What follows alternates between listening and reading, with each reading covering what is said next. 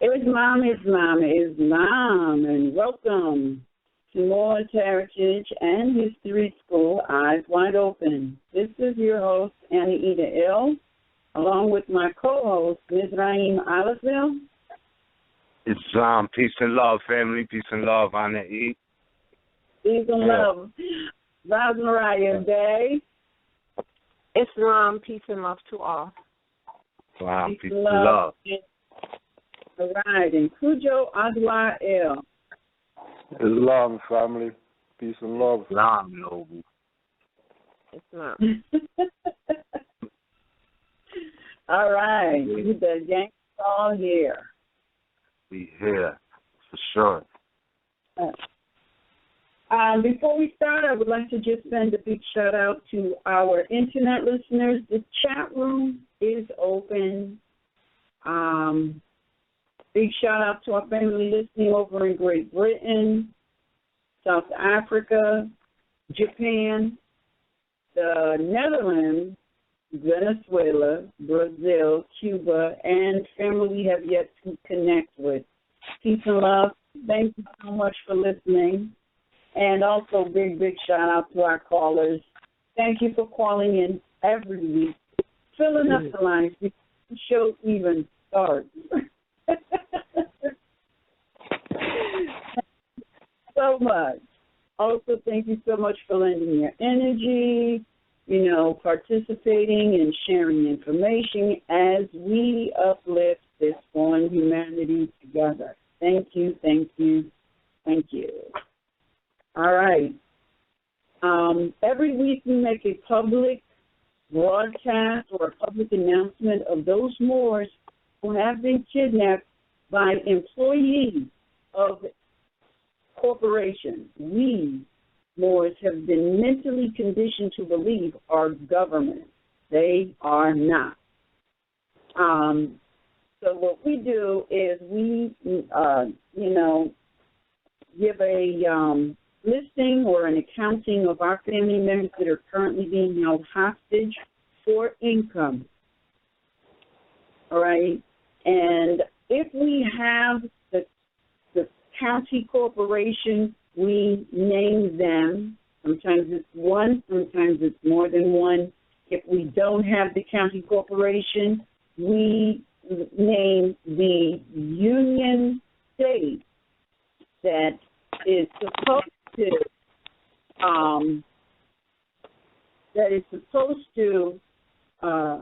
make sure that those people here are protected from domestic and foreign invasion. So they have an obligation as union states. So what we say is these county corporations, they're under the purview of a certain union state which is obligated to speak. If nothing else, it is not the union state that is attacking the people, and this is a huge correction that we are all, undergoing. So we start out with our sister Abkare Bey, who was kidnapped through a joint venture between Memphis and Shelby Corporation under the purview of Tennessee, Daoud Ill under the purview of Arkansas, Amir Muslim Ill and Kusu Ra Kushbay under the purview of Missouri, Asar Fatah Amin Ra Bay under the purview of Ohio, Jeremy Taylor Ill, Kerry Thorne Bay, J. McConnell Brooks Bay, Joseph Kanaday Ill, Kushamir Bunch Ill, Emmanuel Billings Bay, Yasin Kanamin Ill, Michael Curry Bay, all under the purview of North Carolina, and Naughtland Dunlap Bay was kidnapped by Montgomery Corporation under the purview of North Carolina, and I got email that he has been liberated once the ransom was paid. So he is free. Then we have Noble Crisco Ill under the purview of New Jersey, Messiah Aziz Ill and Crisco Ill, both kidnapped through a joint venture between Mercer Freehold and Trenton Corporation under the purview of New Jersey. Eldridge, Sharon Fisher Ill, and Marquise de Young Ill under the purview of Indiana. Solomon Ill Bay and Mumi Abu Bay under the purview of Texas. William Barrett Ill under the purview of Virginia. Bomani Avidwell Ill, kidnapped by Chesapeake Corporation under the purview of Virginia. Chere Bay under the purview of West Virginia. Thomas Lee Bay under the purview of California. Victor Eduardo Alvalle Juarez Ill, kidnapped by Holland Corporation under the purview of Georgia. And Patricia Bay and her infant baby, as well as Malik Ill Bay, all three kidnapped by Atlantic Corporation under the purview of New Jersey. All right, there we have our family members who have been kidnapped and are being held hostage for income by the employees of various corporations disguised as government, going by the names of county, city, town, township, borough. If you have a family member that you would like added to this list, or someone that you know, please send their appellation along with the county corporation that kidnapped them, as well as the union state that is in purview, to MHHS-Eyes Wide Open at gmail.com. All right. Everything, but I do want to say that there's some feedback coming over from somebody somewhere. All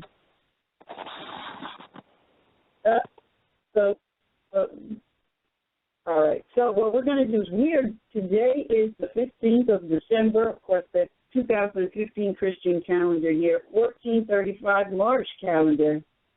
And today's subject matter is entitled Study. What is it and what it is and what it is not. Great importance in the suggestion of Prophet Noble Ali. He said, study, study, study. The most important thing he has ever said, in my humble but accurate opinion, as well as also if I can just get you to think you would free yourselves, and also you have an illustrious history.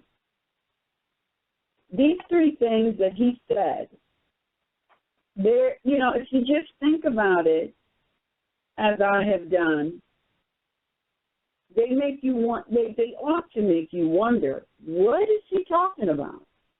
What exactly is he talking about? Study, study, study. If I can just get you to start thinking, I don't think he said start thinking. I think he was more humble. He said, if I can just get you to think, you free yourself, and you have an illustrious history. And I can tell you, it's like the universe has just been guiding me. I just happen to be hearing things, happen to be seeing things. And, of course, since I am always thinking and I'm always studying, so I have something to think about, I am always seeing things. And, we see a lot of words on a daily basis, and we have researched municipality, county, and city. However, we have never taken a look at borough. Today we take a look and add it to our list as we study. Truth, meaning open your dictionary,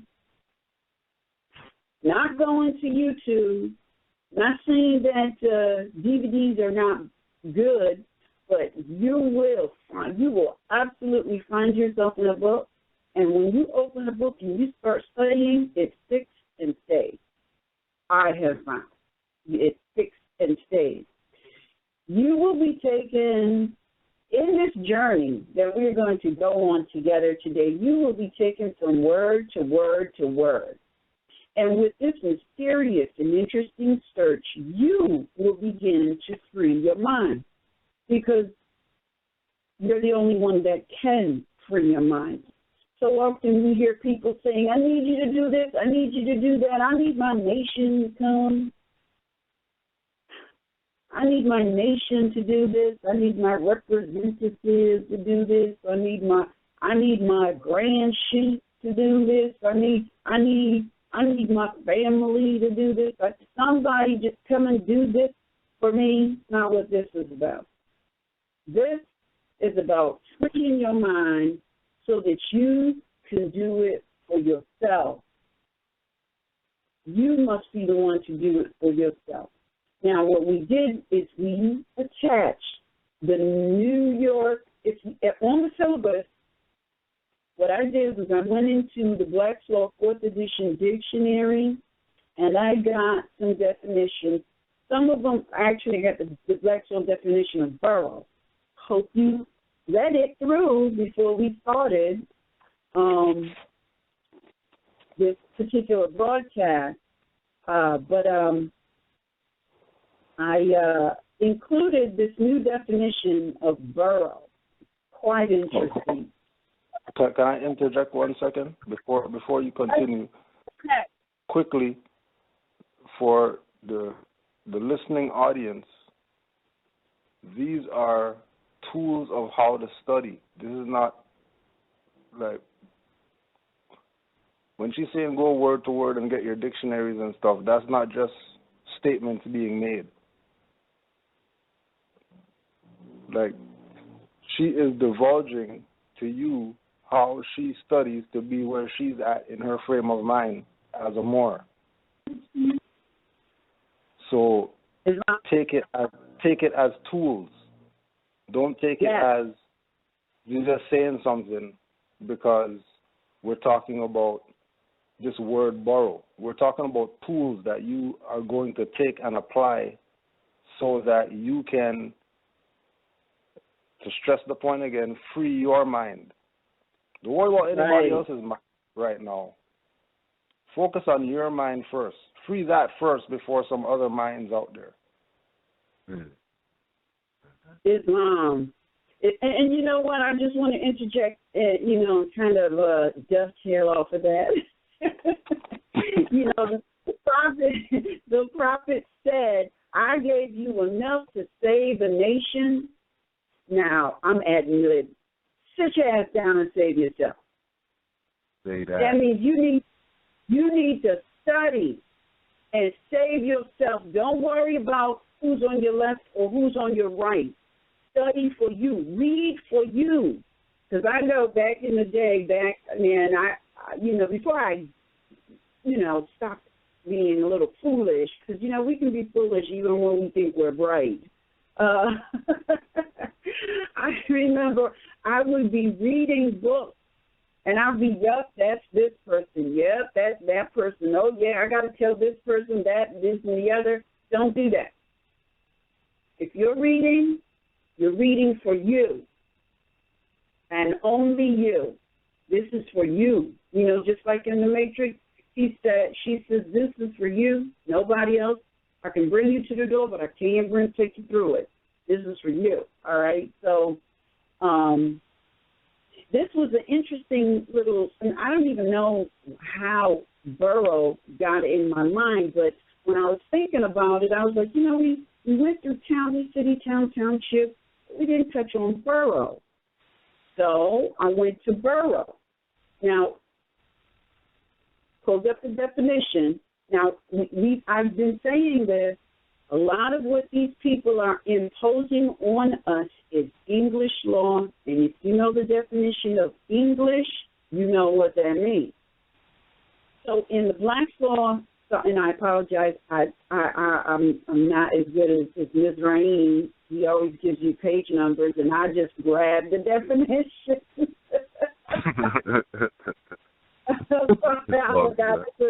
I forgot to grab the page number, but if you go look in the Black's Law 4th edition, and I'm going to tell you I'm going to read this to you, but I would also suggest that you go and look it up in your 4th edition, Black's Law 4th edition dictionary as well. Even though I'm giving it to you, don't, because you have the tools, or you ought to have the tools. Come on now. you're going to be a true Moor, you're going to have the tools. And your tools is the Black's Law 4th edition dictionary and an unabridged dictionary prior to 1965. You got to have an etymology dictionary. You got to have a Latin dictionary. You know, and if you have those, you're good. But if you want to really take it a step further, make sure and get the Bouvier dictionary and the Valentine Law dictionary, and get another unabridged dictionary prior to 1965. When you start looking for dictionaries that are unabridged prior to 1965, they come as 2 books or a huge Bible book. Mm-hmm. So those are your tools, and you really can't do effective studying unless you got the proper tools. So in the Black's Law 4th edition dictionary, we have this definition of borough. In English law, a town, a walled town, a town of note or importance, a forfeited town, an ancient town, a corporate town that is not a city, which is a contradiction because a town and a city are both corporations. An ancient town, corporate or not, that sends burgesses, that's burgesses, to Parliament. A city or other town sending burgesses to Parliament. In its modern English acceptation, a town or city or place organized for government. A parliamentary borough is a town which returns one or more members to Parliament. This is English law. In Scottish law, a corporate body elected by the charter of the sovereign, consisting of the inhabitants of the territory erected into the borough. In American law.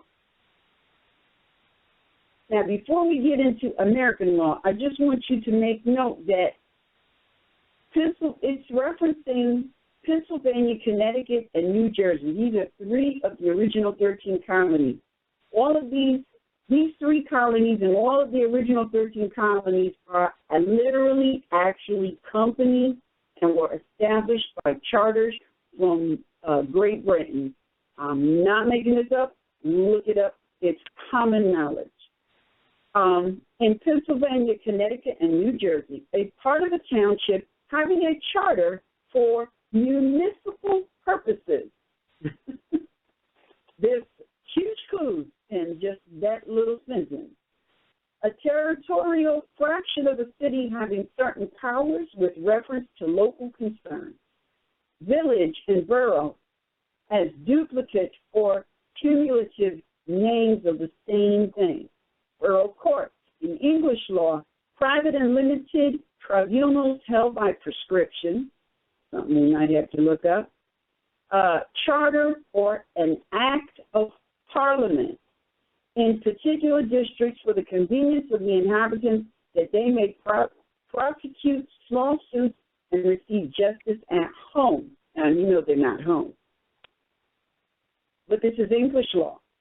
It talks about these inhabitants, but look, this borough court, which is equivalent to a county court, is established by prescription, charter, or an act of parliament, none of which is on American soil. Borough English, a custom prevalent in some parts of England by which the youngest son inherits the estate in preference to his older brothers. The custom is said by Blackstone to have been derived from the Saxons and to have been so called in distinction from the Norman rule of descent. Then we have borough fund in English law, the revenues of a municipal borough from rents and produce of its land, houses, and stocks, and supplemented where necessary by a borough rate. That's interesting. Borough reeve, that's R-E-E-V-E, the chief municipal officer in towns unincorporated before the Municipal Corporations Act. That's a huge clue. Borough sessions, courts of limited criminal jurisdiction established in English boroughs under the Municipal Corporations Act. Pocket borough, a borough entitled to send a representative to Parliament in which a single individual could entirely control the election. Now that sounds remarkably like the election of the United States of America. So now, in all of this, there was some words that was of interest to me. One in particular, burgess.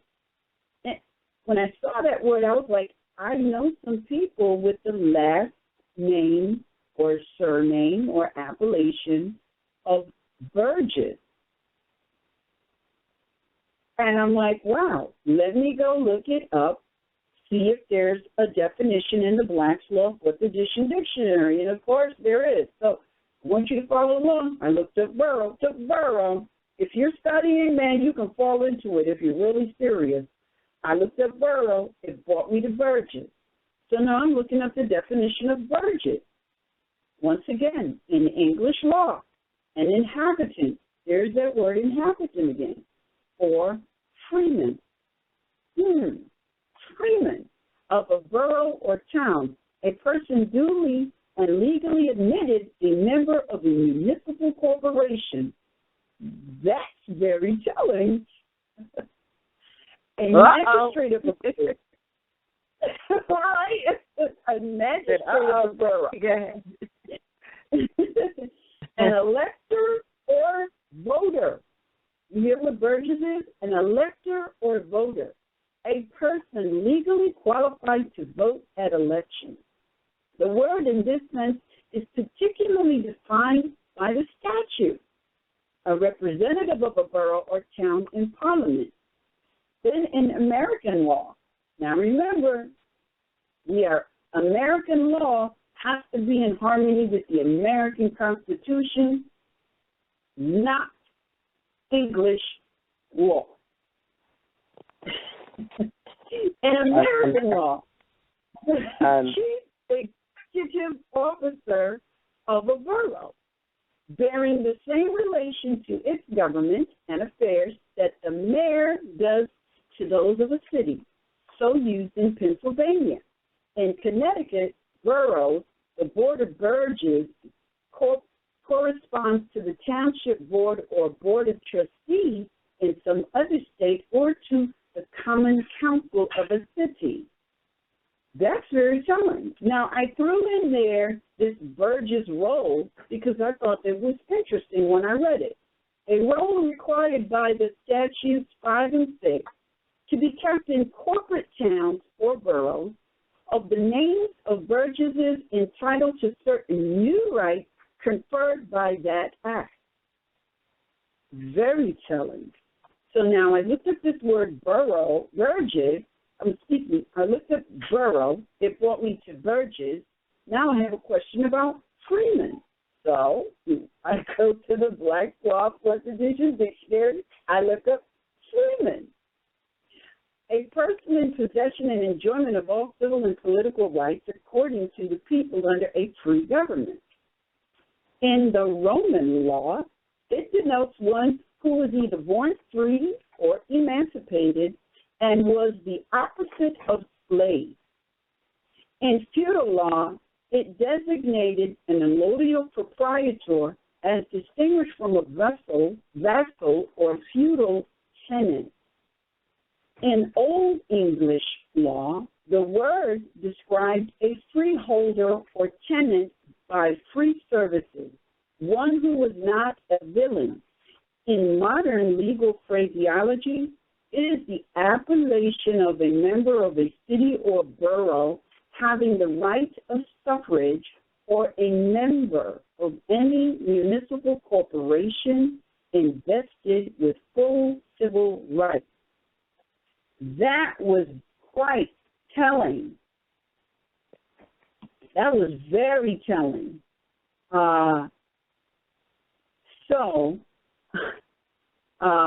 I continue. And hold on a minute.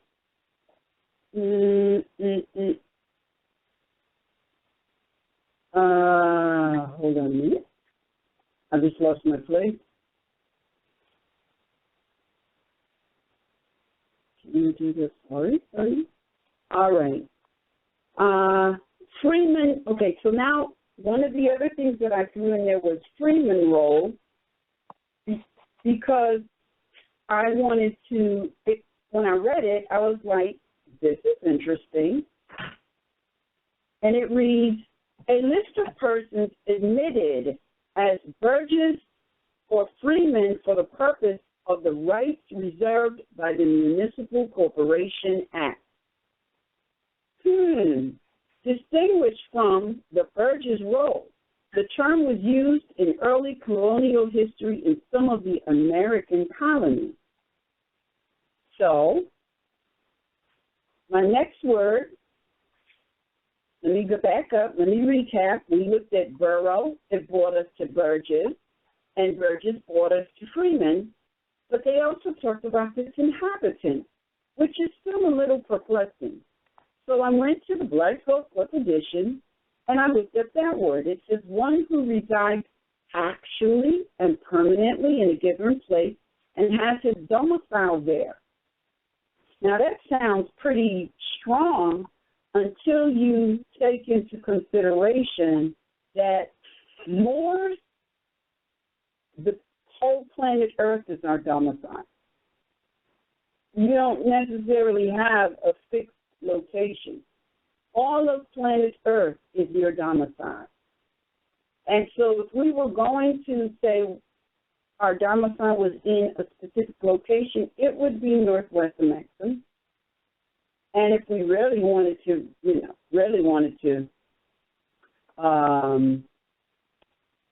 sort of like set the record straight, we would say that our domicile is planet Earth, because that's all that's there. That's all that's here. As the mothers and fathers of civilization, planet Earth is our domicile. But it also cleared up something in my mind about freemen and freedmen.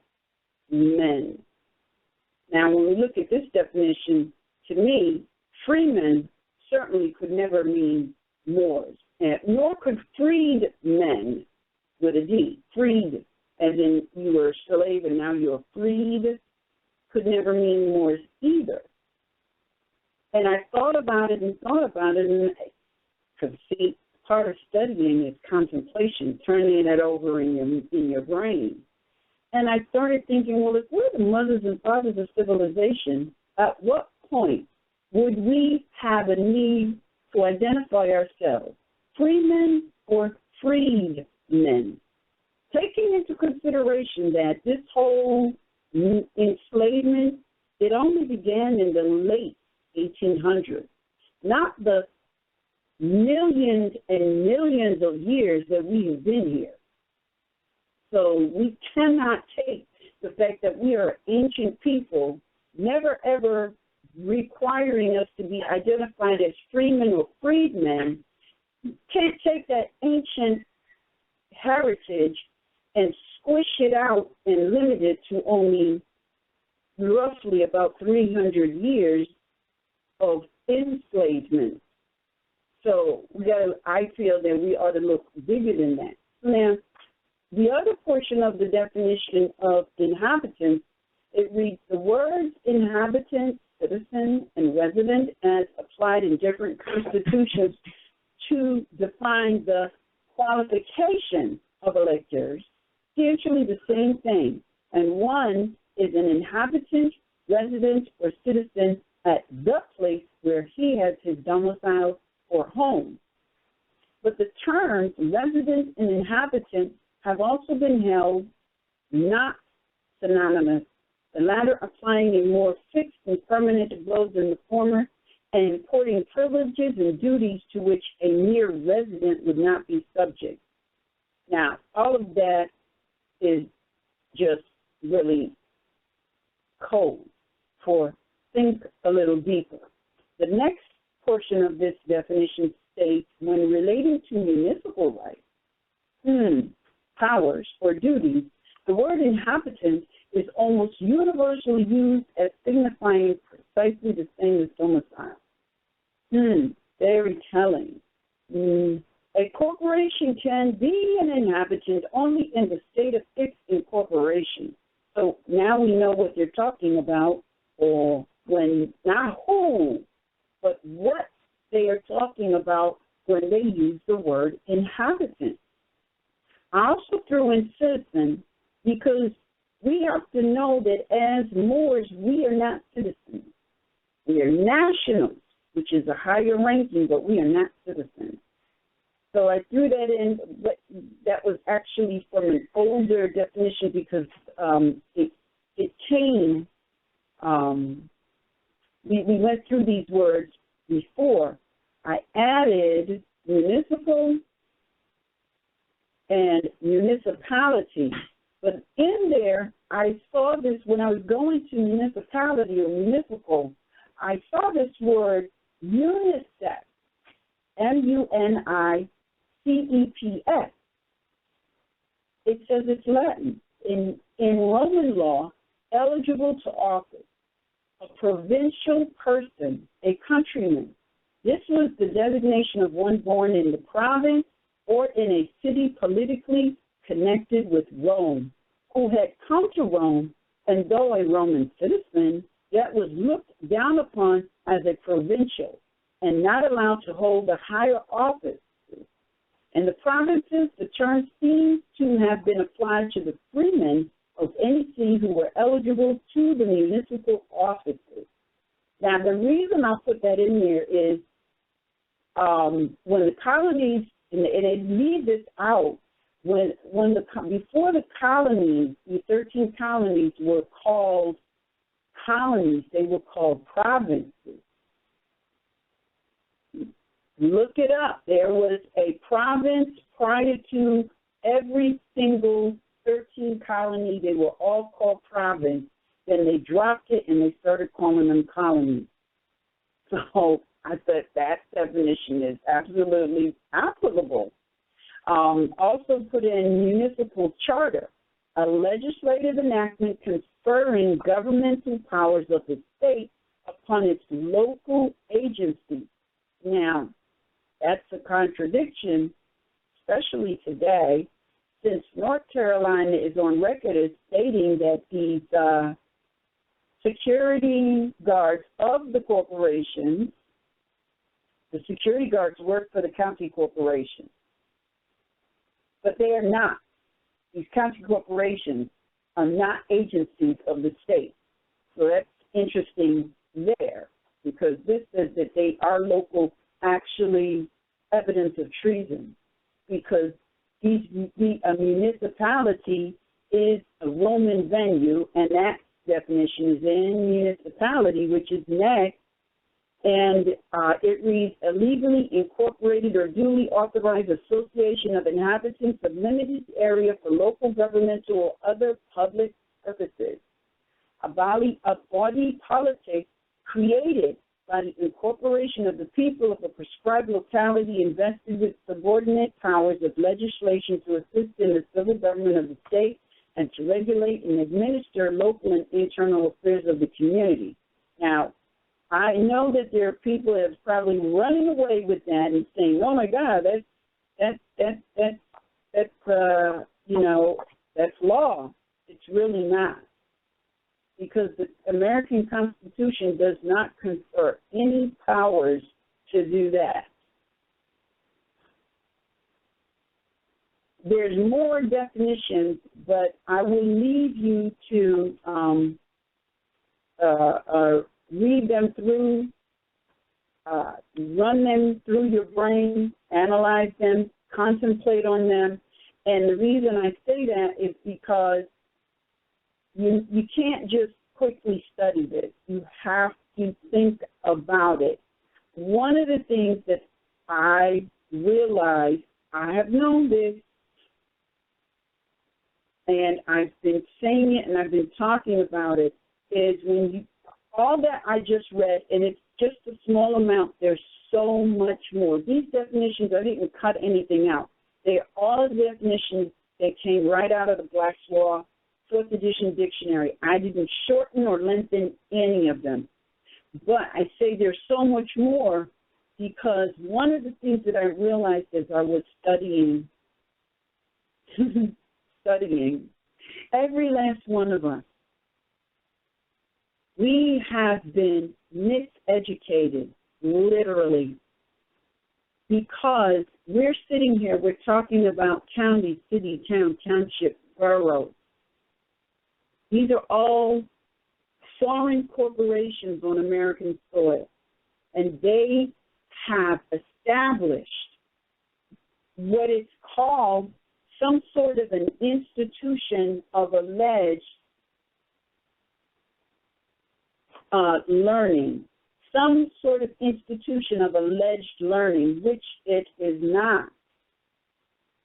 And actually what they have done is they have created an institution that, actually, let me rephrase that. They have created a corporation within their corporation. And the job of this corporation is to make sure that the people never wake up. What is the best way to make sure that that doesn't happen? To bring them into this institution that they call a school. It's not a school, calling it a school. And it is in these institutions that the people are mentally conditioned to think that a corporation is government. And they have mentally conditioned all of us to believe that when we see county, city, town, township, borough, that we are seeing government. I want you all to hear me, hear what I'm saying. They have established a corporation. On the front of the building, they put school. And all of us get into, we kill ourselves in one fashion or another to get into these corporations that are called schools. We kill ourselves. Our parents, and it's not that we're beating up on our parents, and it's not that I'm beating up on any mother, because guess what? I did the same thing, and guess what? Many mothers are doing this right now. We are sending our children to this corporation that on the outside has the word school, because we have been mentally conditioned to believe that if we see this word school, we are getting educated. But if we were truly getting educated, we would take these words, county, city, town, township, borough, we would have found that this was not a government. Long time ago, we would have seen, because we would have known to look these words up in the dictionary. This is not a government. This is a corporation. This is an absolute mental conditioning. And we've got to start doing this, because all of the answers, hear me when I say this, all of the answers to our problem is in the research of the word and the resources that we are supposed to have as Moors and are utilizing on a day-to-day basis. It's nothing just out of curiosity. You cannot make a move unless you have information.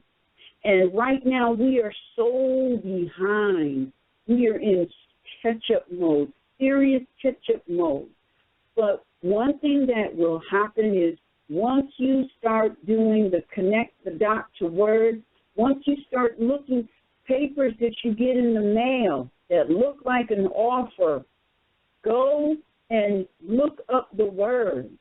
Things that you get in the mail that are demanding income from you, look up the words. Now, I'm not saying give them the income, like electric, gas, basic necessities that you need. Give it to them until you do further research and study, deep study, not shallow studying, deep studying, because these people have been living off of us for years, and you cannot step up to the plate wishy-washy because they will eat you up. So you have to do some deep studying, and don't be doing premature, and you got so much to catch up on. Trust me, you have so much to catch up on. We have so much to catch up on. We need to collectively work on freeing up our right to travel. Yeah, I know we have to pay gas. We're being compelled to pay for the resources of our land. But right now, our biggest challenge is our ability to move. Yeah. We don't have an ability to move because our right to travel has been so heavily infiltrated that, even if you walk down the street, they can try and, put a demand for income on you. So they call it jaywalking. Our right to travel is so seriously impaired that, what good is it to get a house if you can't step outside the door? But come on. If I can add, when you say that about the right to travel, that really is a personal liberty. In fact, in liberties in a broad sense are many, many types, many ways.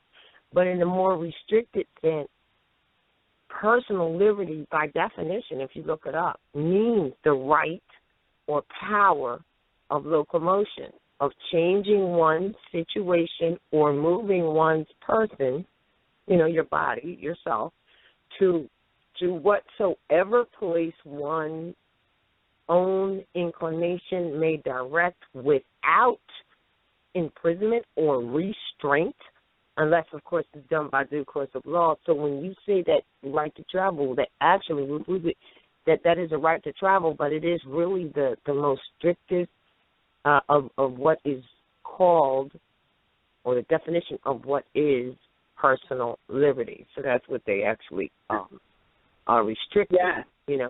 Because you said that. You said that you can't go from here to there. Well, you can't go assist anybody. You can't go possibly get food from your neighbor for your family. You can't possibly do a whole bunch of things if you can't move, if you have no power of locomotion, which is a personal liberty. Absolutely. And I wanted to add something to explain what you're saying. We talked about this a little earlier because some people may be listening and still don't really get, you're not going to get it until you study, but you've given some excellent points on this. And really when you look at it, like a lot of people, they loosely, and, when we hear people say, well, the government this and the government that, those who are studied and know that these places are not government, it does something to us to hear people continually call them that just because they want to pretend that that's what they are. But what it is that we fell so far from knowing this stuff that they took absolute and full advantage, right, of the fact that we don't know. They ran a serious muck. So now what's being offered here and what Sister Anita is explaining is that if you would just go look up and see what it says, you would know yourself that this is not government. And then, and then let's get the benefit of the doubt even. And this is what it's meant by, when Prophet Noble Ali said, if I could just get you to think and you free yourself. Let's give it the benefit of the doubt for all those who listen who actually still think that it is government for whatever reason. If they were government, they wouldn't be infringing upon you. If they were government, they wouldn't be stealing from you. If they were government, they wouldn't be violating your liberties. And if they were government, you would hold them to the law that is established for any governmental entity that, or any anything that's established as a governmental entity, if that's what they say they are, then you would at least hold them to what that is. So without study, you don't know, which is why this is being brought about. And lastly, we had talked earlier, and you were saying that, this happened because we were too busy fighting each other, and you had said that we're still fighting each other. And I said, let's put it in, this is true, but let's address it from another point, another words, using other words that maybe, just maybe, might sink in better because they offer resolve to the fact that we were fighting each other, being cousins, brothers, sisters, whatever, we were fighting each other. And that resolve is that we were, while we were sleeping and still are asleep, they're doing these things. And I think that's why the prophet said, wake up, you sleepy yet more, because it brings not just what the problem is, because sleep means that you're in mental slavery, mental, not physical. But it also brings the resolve. The resolve is to wake up. And then someone say, well, what do I do when I wake up? Bam, right to what this whole broadcast is about. Do some daggone studying and understand the people who are writing to you and proposing stuff to you and saying you got to do this and you got to do that under the guise of that they are government are in fact not government. When you know who you are, then you can know how to fix this. And I just wanted to add that so that we all could possibly get a clearer understanding. And you have some of our people that will argue the facts. They won't go study jack, but they'll argue the fact that you just said, listen, I just looked this up. They're not government. None of them are government. And then they'll argue because they appear to be. Well, because they're very well organized, because the one thing they will do for each other is stick together. They can be loud, they can lie in your face and be wrong as two left shoes. You could be at a business place, you could be at the counter of some business, you could be talking to one of the employees of these establishments or whatever, and it does not matter. But if they are not going to walk up and call, and if they're there behind that counter, looking on the other side to you, they're going to stick together with each other. And then that's where they really infringe upon you, you know? And lastly, one of the other things that people need to begin to accept, I'm going to say it again to accept as a reality, is the fact that a lot of these people that you talk to, they too do not know. They are trained to be employees, to treat you a certain way. And when you talk intelligently to them, sometimes it actually turns them red. Because not necessarily red with anger, but embarrassment, because you're supposed to only be in a category called Negro, colored, black, African American, or whatever it is you want to call yourself today. You are not, that is it and that is all. They do not see you in any other way than that, because we've allowed for generations for that to be the fact. And so when you tell them, well, you know, there is American National, more American National, there's such thing as American National, they will turn blush red because they believe they are the American. And they may be an American of some citizen rank, but you're the national. They have never had you come to them and tell them that before. They were never trained to know that. But that doesn't change that is what it is. We have to accept the fact that they are not going to know that. And you're not going to, that doesn't mean you approach them with your hand on your hip and your neck swayed either. you know, just because you don't come with attitude, you come with, as the prophet emphasized, speak in an intelligent tone, and whatever you do, don't let them get under your goat, because guess what? That is what they will collectively do. They will come and support each other, and they will try to say things to make you angry. That's why you must remain in an intelligent tone at all times. Islam.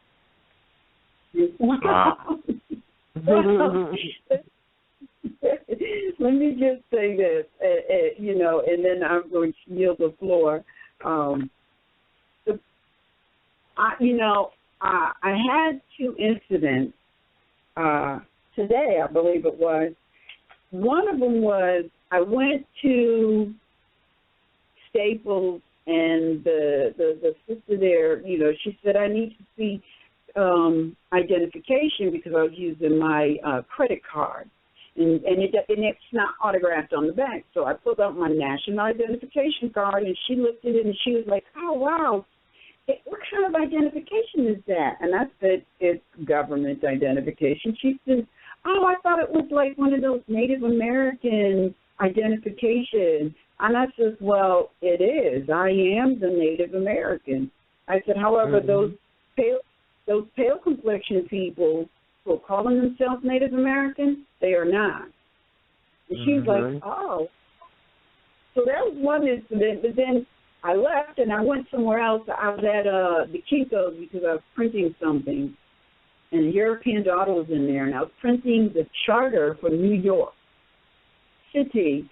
And she was like, "Do you mind me asking, what is that?" And I was like, "It's the New York charter." And she said, "New York City?" And I said, "Yeah."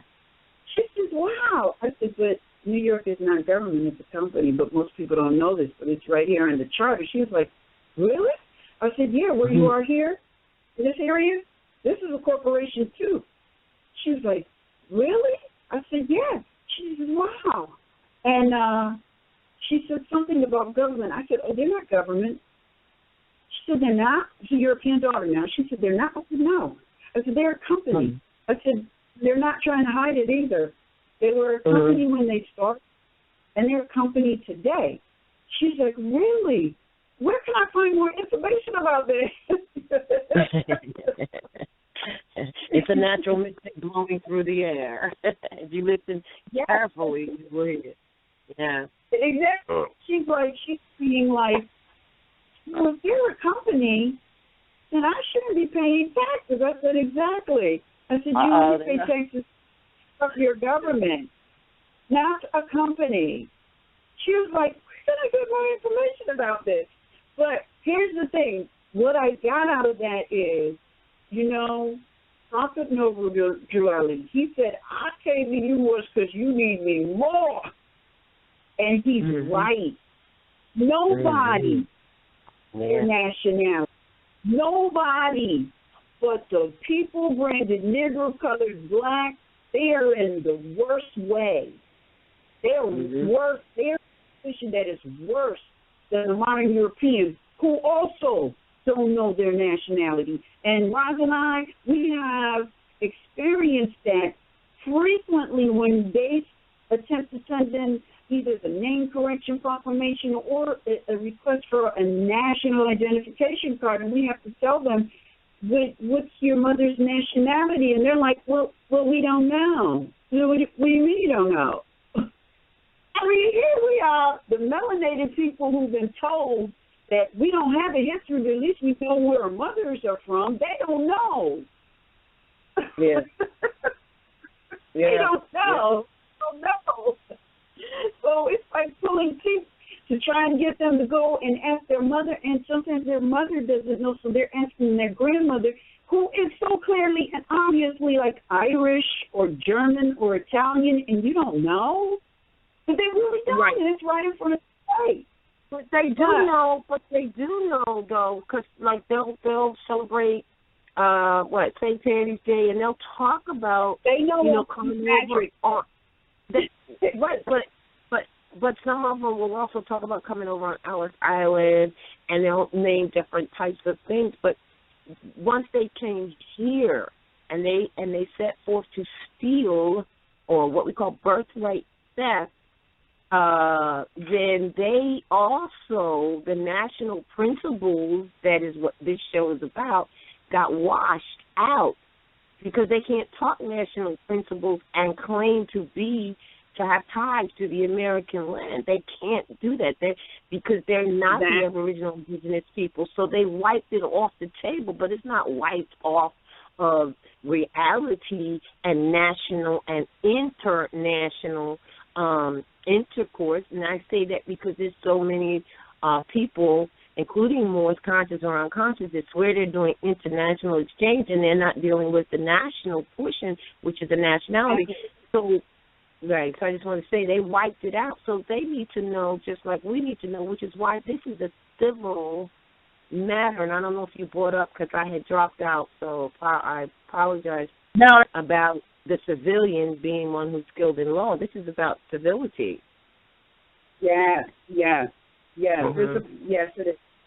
And you know, so the issue is nationality. If you don't know, I mean, they're even saying it on the TV. I have never heard them use the word nationality on the TV ever, and they're starting to use it quite frequently, and they're starting to use it in identifying people. So, you know, and last, I'm just going to say this, for this whole denationalization, I am realizing it's not just a denationalizing of the Moors. It's really a denationalizing of everybody, because even if you have a modern European who comes over from Italy or Ireland,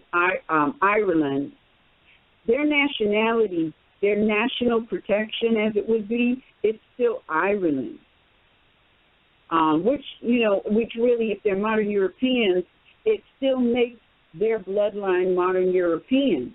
But what coming over here does is it grants them the protection of America. It doesn't make them Americans, but it gives them the protection of America. Good way to explain it. Wonderful way to explain it. Yeah, so when you have these people rushing to get passports, and the passports don't say Irish or under the protection of America, instead it says U.S.A. or USA, that's denationalization. And they're doing that to everyone. Mm-hmm. So we have to study so that we can know, and you start studying by looking up words, and it'll take you all over the place, as we just found. And with that, I yield the floor.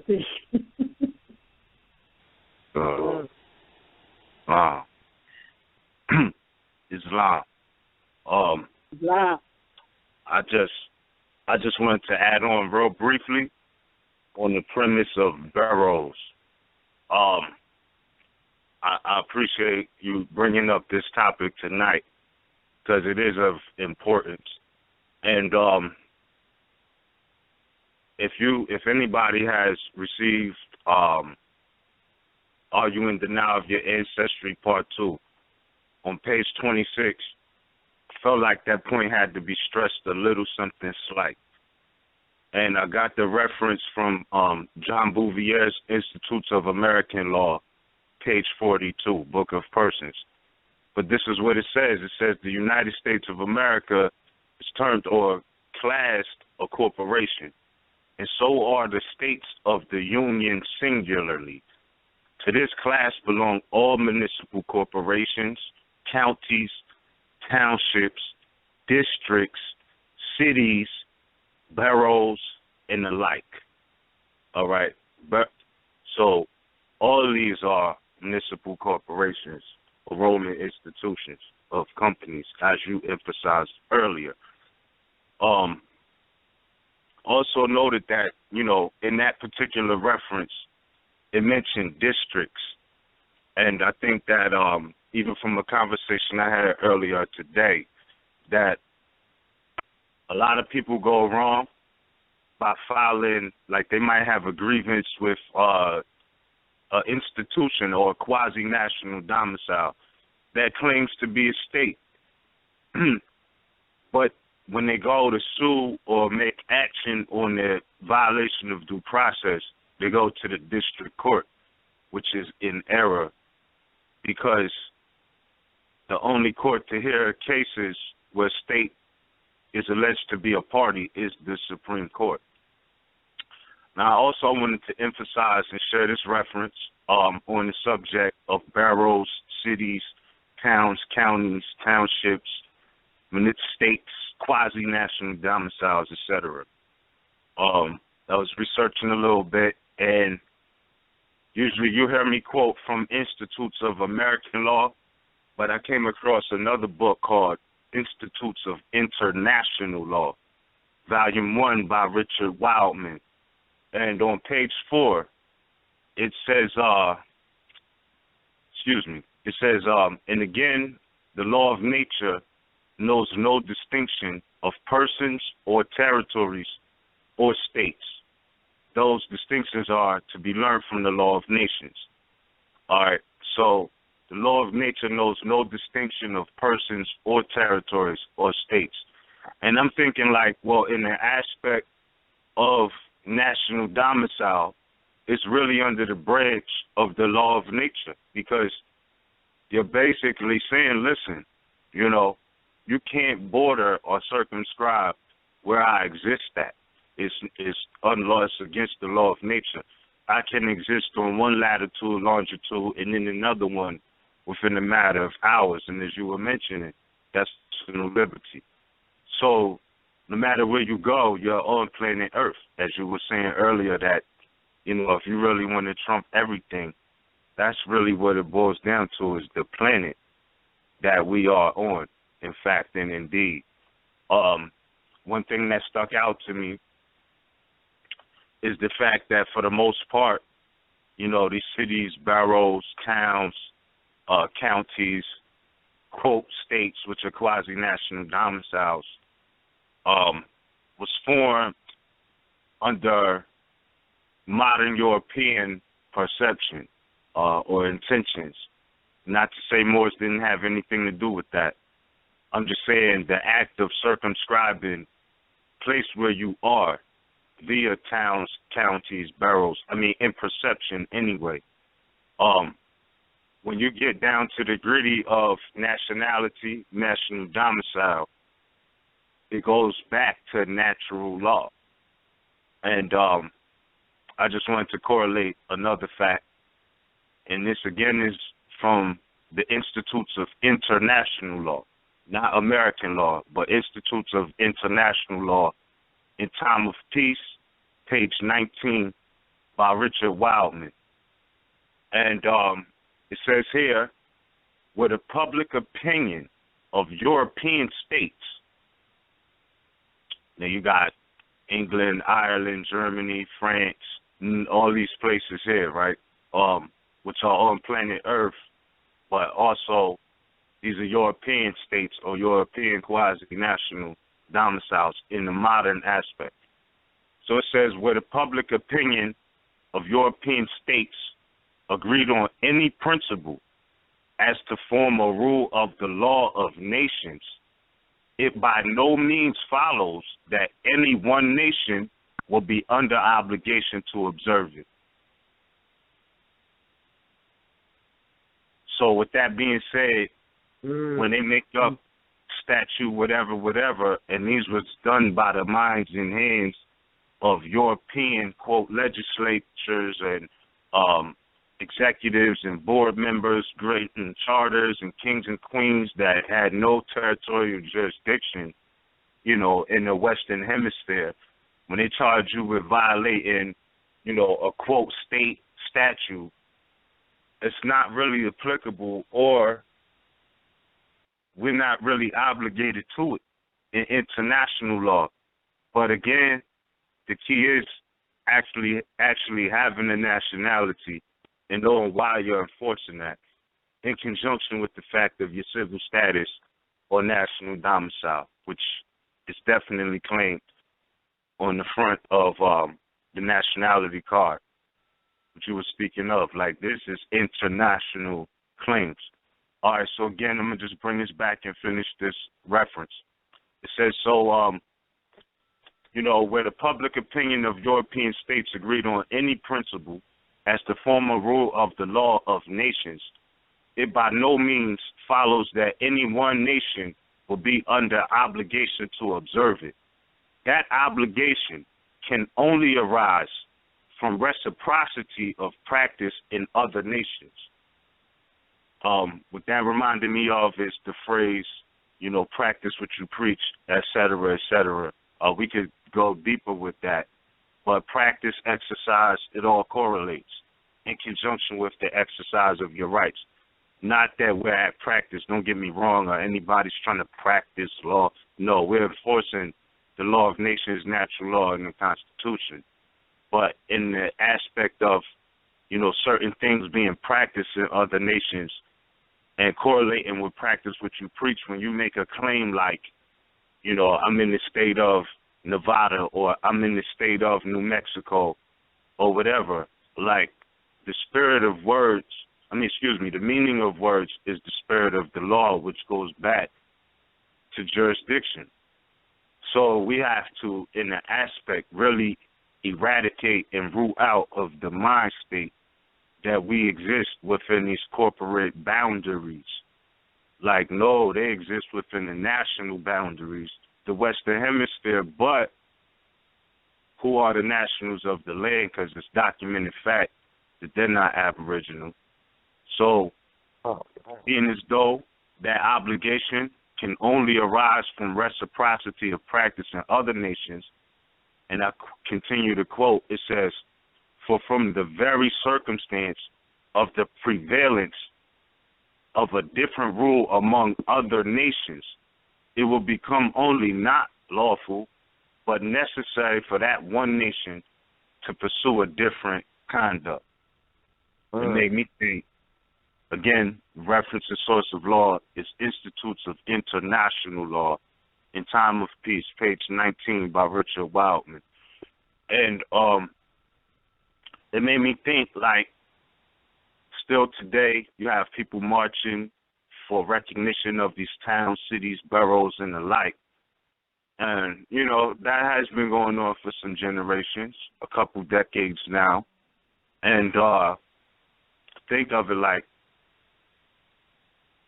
have we collectively pursued a different conduct? You know what I mean? But even if we did, and when I say we, I'm talking about Moors that know they're Moors and Moors who may think they're Negro, black, and colored or whatnot.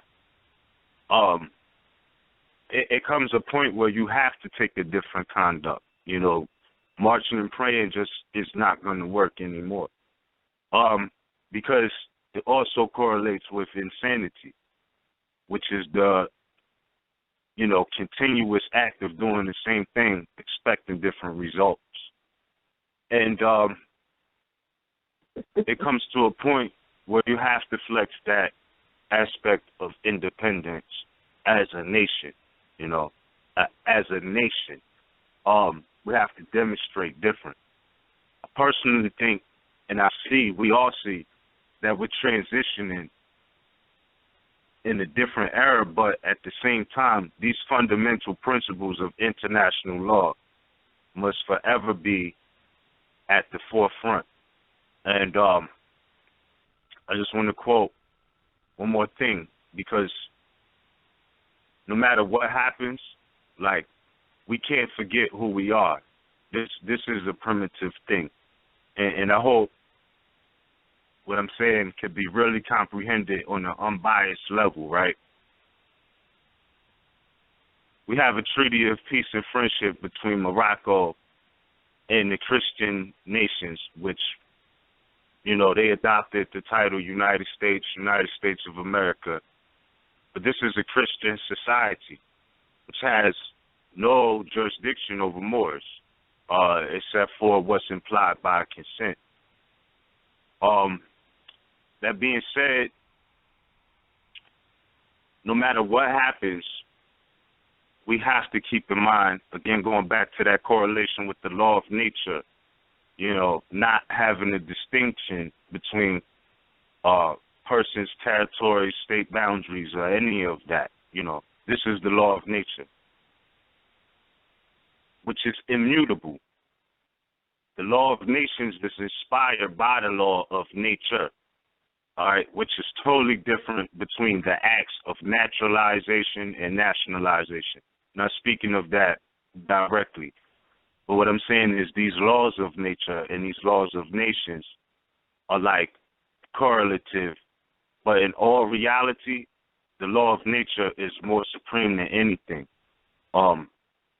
including the law of nations. And I say this because it's like this. The law of nature does not change. Treaties are subject to change and modification. The law of nature is not. It's nothing subject to change. So, like, you look at number 11 of the Circle 7, chapter 47, and Noble Drew Ali is mentioning or making sure that we get the message or at least have a reference to the fact with this common logic that there's no one who is able to change man from the descendant nature of his forefathers and foremothers unless his power extends beyond the great universal creator, right? So that's not subject to change, meaning that we were Moors before we made the treaty, we'll be Moors after, and still are Moors, even after the treaty was made. And if we ever decided to modify it for the betterment, you know, once those 50 years expire and it's time to renegotiate, you know, we'll still be Moors. So who you are is a part of the law of nature, which emphatically influences the law of nations. All right? So understand that getting back to the fact that the law of nature doesn't make distinctions of boundaries. Why? Because the sun shines on the entire planet, everything in due time, right? So you could be on the eastern seaboard of North America, say 12 o'clock, you're at what they call Philadelphia. By the time 2:30, 3 o'clock rolls around, you're on Manhattan Island, right? The sun is shining there as well as there. That's the law of nature. It's not saying or making the choice to say, look, I'm going to shine on Philadelphia, but not New York. All right, granted cloudy days and things like that. But what I'm saying is it's still light. It's shining on everything. There's no bias or distinction on what it's going to give. It gives it to everything in the format that it can.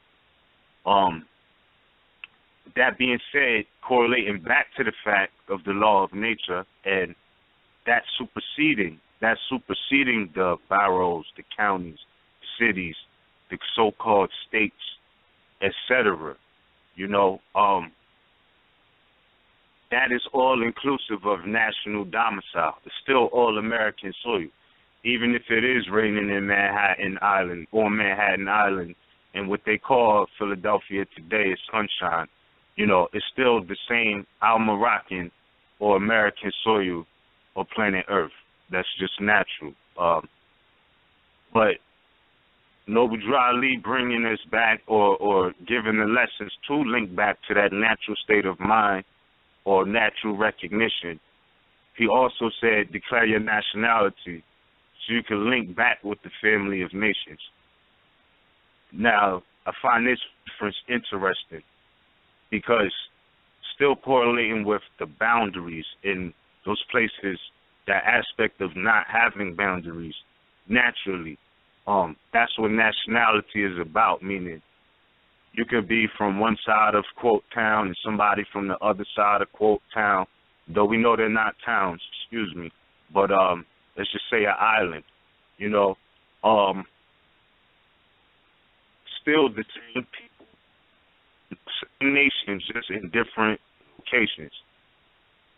So this is a quote from the book International Law, a Treatise, Volume 1, by Lassa Oppenheim and Ronald Roxborough, page 10, correlating with what Noble Drew Ali said about linking back with the family of nations. Says, for hundreds of years, this community has been called the family of nations or a society of nations. Now, that's the first sentence in this period. Now, you've heard us say and quote before multiple times that as society begins with family, so does authority or government. So I'm going to say this again with that at the forefront of the thought wave. All right, and keep in mind that where your opinion does not make any other nation obligated to any law of, and it's funny because that particular reference, it could have said Japan, it could have said African, it could have said white people, it could have said black people. But this reference specifically mentioned Europeans. Their public opinion does not obligate any other nation. So look, all right. So for hundreds of years, this community has been called the Family of Nations or Society of Nations. But before the World War, the Family of Nations rested entirely on the basis of custom. And look up the definition of custom in your Henry Campbell Black's Law, 4th edition, and any other reference you could get your hands on to cross-reference and correlate that back with the law of nature. All right? So, before the World War, the Family of Nations rested entirely on the basis of custom and lacked any organization whatever. The treaties of peace, by establishing a league intended to comprise all civilized states, turned the organized Family of Nations into an organized community.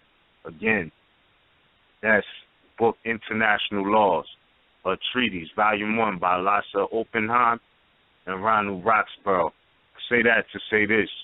What they say, an organized community in the Moorish Empire or the Muslim world, what we call a community or common unity, is called a Ummah, U-M-M-A-H. All right, and with that aspect in mind, all of this supersedes, and I can't emphasize it enough, what they circumscribe as cities, boroughs, towns, counties, quote, states, districts. All of these things have no standing, you know, in the law of nations or to the Family of Nations if you really know your nationality. And with that being said, I'm going to yield the floor, but you definitely will see me expanding on those concepts for sure. So I wanted to add one thing to Islam. I wanted to add one case law to what you're saying that ties in what has already been said earlier and what you just said. And well, I guess before I do that, I would say, didn't Prophet know what you already said? You are not Negro. Come hear the truth about your nationality and your birthright. You are not Negro, colored, or black. Come, link yourself back to the family of nations. That's what he said. To the family of nations, and take your place amongst the affairs of men. What he said, what has been shared so far to this point, that's what he said as well. But in support of what has been said also, there is a case law that says, in regards to governments, because both of you and we have shared so far about these governments are not, or these people speaking to the government are only corporations. They are not that. And Ms. put some support in about that as well. So to reinforce it, it's already been reinforced, and through study we find administrators have defined. No, I'm reading the case law, Penhallow spelled Penhallow versus Doanes, Doanes. Administrators have defined government succinctly. Governments are corporations in as much as every government is an artificial person, an abstraction, a creature of the mind only. A government can deal only, right, this is so powerful here. A government can deal only with artificial persons. Let me repeat that. A government can deal only with artificial persons. They being the imaginary, having no reality or substance, cannot create or attain parity with the real. You are the real flesh and blood being. They are the corporation. This is why we keep saying, and what Ms. said earlier, their statutes that they make, whatever the heck they're doing like that, does not apply to you. And we have always said that that they cannot issue anything to you, natural people. They can only issue to other corporations. And when you accept something from them, when you accept something that they have issued, including identification, especially identification, really, then you are accepting that you, in fact, are a corporation. It's not personal to them. In a way, you're like, no, I don't have that because oh, yeah, well, the government says you must have a state ID. Really? That means that it's a corporation, and they can only issue things to other corporations. It's not national. A state ID, as an example we're giving, is not national anyway. So they can't issue anything to you, or you can't, as Ms. mentioned earlier, you can't say, I live in the state of, because that's a corporation. So this supports what already is, and also supports why the prophet said, link yourself back to the family of nations, not to the family of states, corporate states at that. And that's why it's so harmful when you hear people who are in these establishments that were intended as proper establishments by Prophet Noble Riley, the Moorish Science Temples of America, the Moorish Holy Temple, et cetera, like that, and anything that calls itself being under the Moorish Divine and National Movement of the world, and they talk about their citizens of the Union States of the United States of America. It's very, very harmful. So hopefully, if they had would partake in this study, and as the prophet said, study, they will realize the damage that they're doing and the damage that they're also doing by evoking or suggesting or demanding or having requirements that other people who want to come into that what is supposed to be a noble establishment, that in order for them to do so, they too must turn themselves into a corporate citizen under the jurisdiction of a corporation. And the other seriousness, which was mentioned, is that this information, this right here is why jurisdiction is important. This right here is why you must claim your national your status, right?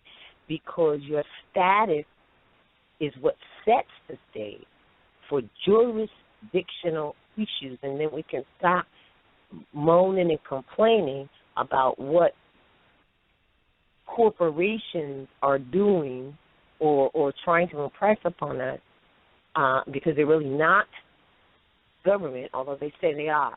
If we were aware that status sets the stage for jurisdictional issues, and therefore, as was just mentioned, these statutes and these other things, I think Ms. said out of a crepe law or written somewhere, that what these Europeans say is rule or whatever does not apply to people of nations. Mm-hmm. Islam. Islam.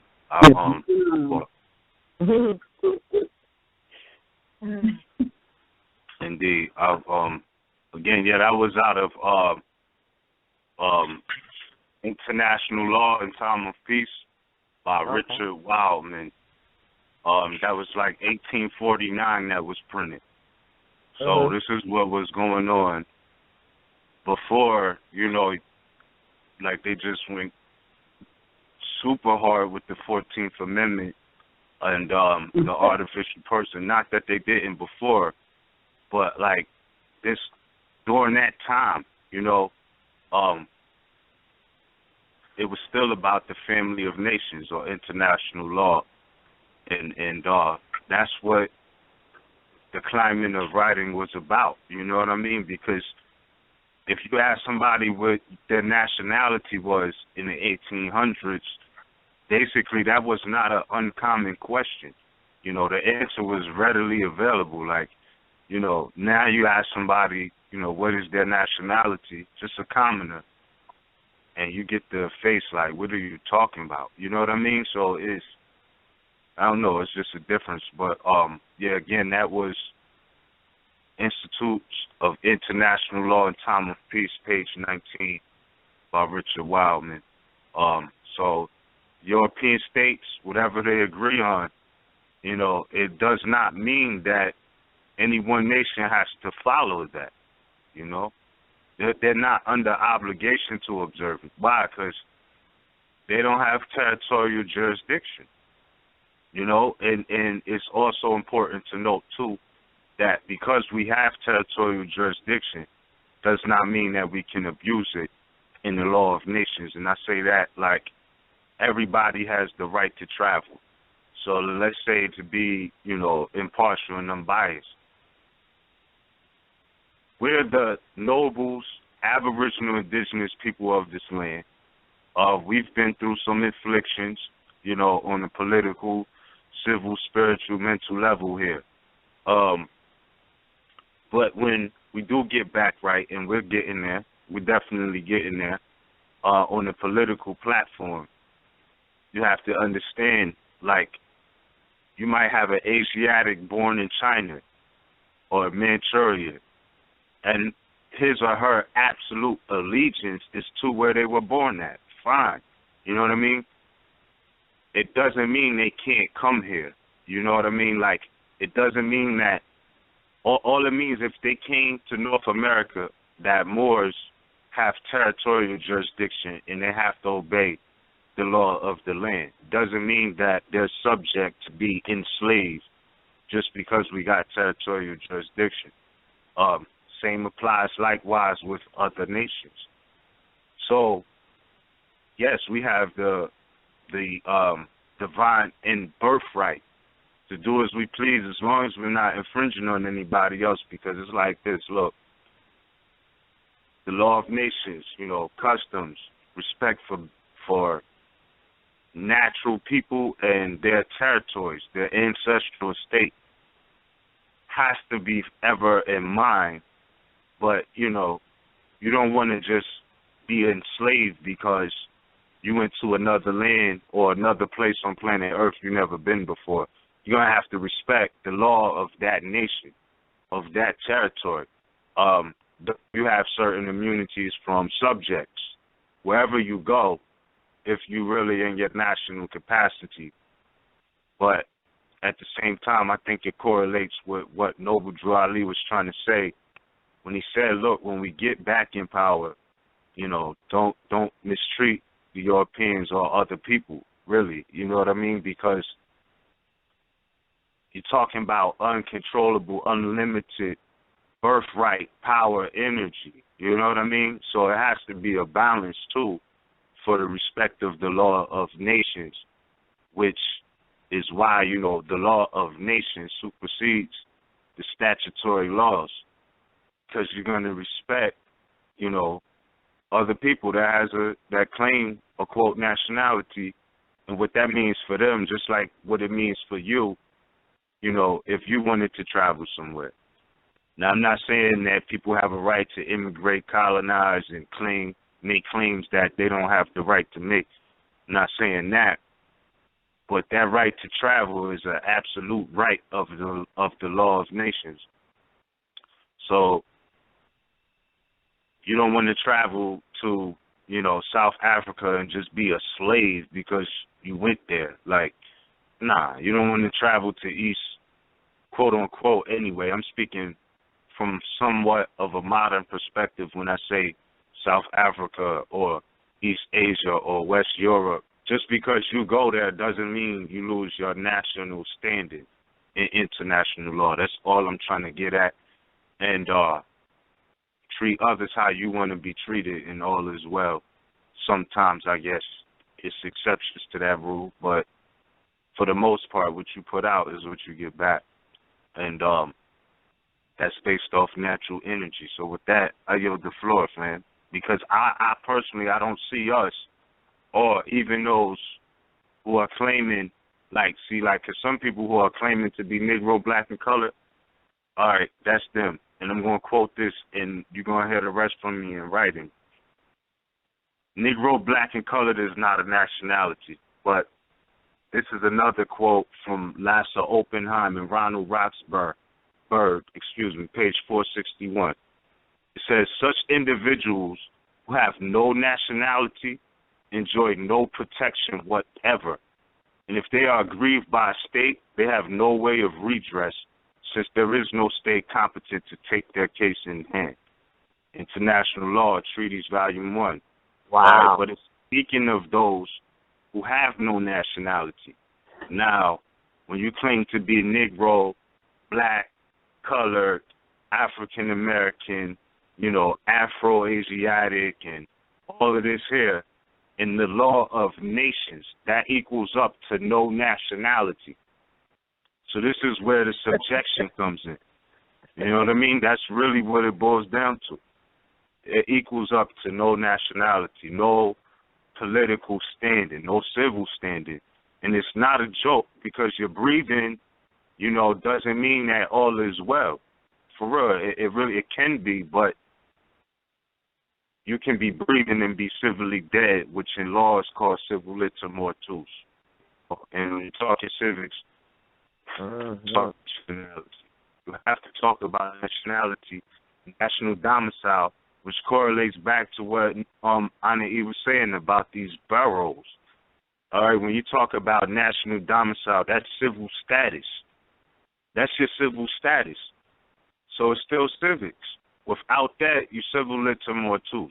And if you claim that your domicile is quasi, i.e., New York, Pennsylvania, Nevada, Delaware, things of this nature that are just quasi and don't really have standing in the law of nature, these are affirmations of an admission, shall I say, not affirmation, but an admission of not having a nationality. And that's why we're supposed to take that serious, because, real brief, and I'm definitely yielding the floor with this. We were eating at a hibachi place today, and a young European asked me where I'm from, and I told him North America. For real. Because it's like that. You just have to get in the custom or the state of mind of that being your answer. You know what I mean? No matter who's asking. Continental appellation, planet Earth. So, pardon me again. I didn't mean to go long-winded. But with that, I respectively yield the floor, family. Islam. Islam.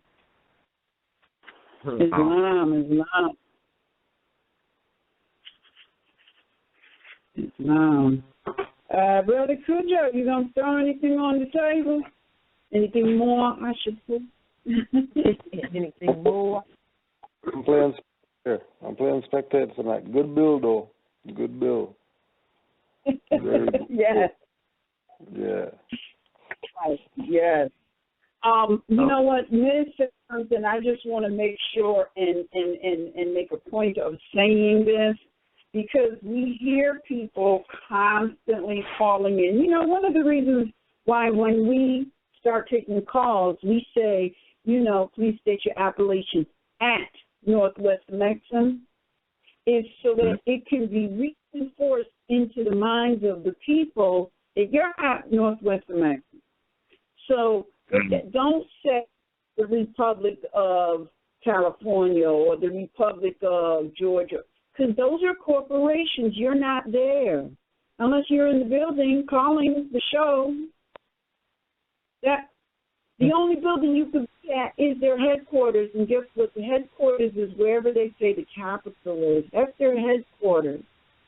So you're never calling from a corporation, and so by saying that, because I see people say that, they also put it on their writs, the mailing location is the Republic of so-and-so. No, it's not. You're near two corporations, and those two corporations are on American soil. The American soil is Northwest Maxim. So, well, can you say, if they're trying to make some distinction, you can even go, like a lot of times I'll say on the eastern east or northeastern shore or southeastern shore. You know, you're all the way down to Florida at that point, being general in that respect. So-called Florida. But someone can say near, like you just said, near, let's say they're saying they're Los Angeles. They want to say they're Los Angeles. You can say near so-called or near or at, well, let's say near so-called Los Angeles or corporate Los Angeles. You have to, they can qualify that if they're trying to reach out to say where they are, if they just don't want to say, well, I'm on the west coast of the North American continent, they could say, if they were trying to pinpoint, they could say near Los Angeles. And also, when you mention mailing location, I want to shoot this in because a lot of people get confused. I'm glad you brought it up. When we put on the card, care of, CO, that means care of. If you do not put care of, then because as a morgue, you cannot be possessive of a quote-unquote address or venue or avenue, because that's where venue, that's where avenue comes from, a venue. Those have been applied by counties who apply lot and block to the longitude and latitude, and then cities usually apply streets and avenues, all right? So when you put care of, that means that it doesn't even have to be where you actually lay your head, but it has to be where you take mail. And when you put care of, a lot of people are getting confused thinking that, that means that you're saying that's your address. If you fail to put C/O, which stands for care of, in front of wherever you take mail, whether it's where you lay your head at or not, in that respect, then you would be saying that you are possessive of an address, which you cannot be. And the same thing goes if you were in a courtroom or if someone asked you for what's your address. You don't have an address. You would say in response, I take mail and care of whatever. So I wanted to make that clear because so they wouldn't be confused about why that's on the card that way. Islam. All right. So let's see. We have like 18 minutes left to the live internet feed, and what that means is at 11:30 the internet feed is going to go down. However, we have an hour left to the class. So if you are able to, you might want to start calling in 347-945-5899. And if there is an open line, you will be able to get in. If not, wait until 12:30, after 12:30, and download the archive, and you'll be able to listen to the last hour. So what we're going to do now is we are going to begin to take some calls. If you have a question, comment that you'd like to make, press 1 on your telephone dial. So our first caller 706-424, archive, then you'll be able to listen to the last. So what we're going to do now is we are going to begin to take. Your voice is distant, and we hear an echo from you. They have that's me. They hit their phone on echo. So what I'm going to have to do. 706-424. You're going to have to do something because you're calling and listening at the same time, which is creating great feedback. If you didn't want to ask a question, press 1 on your telephone, and you'll be taken out of the queue. I'm going to wait and take the next caller. Time is moving on. All right, caller 860-478. You're live on the air. Please state your appellation at Northwest Maximum. Caller 860-478.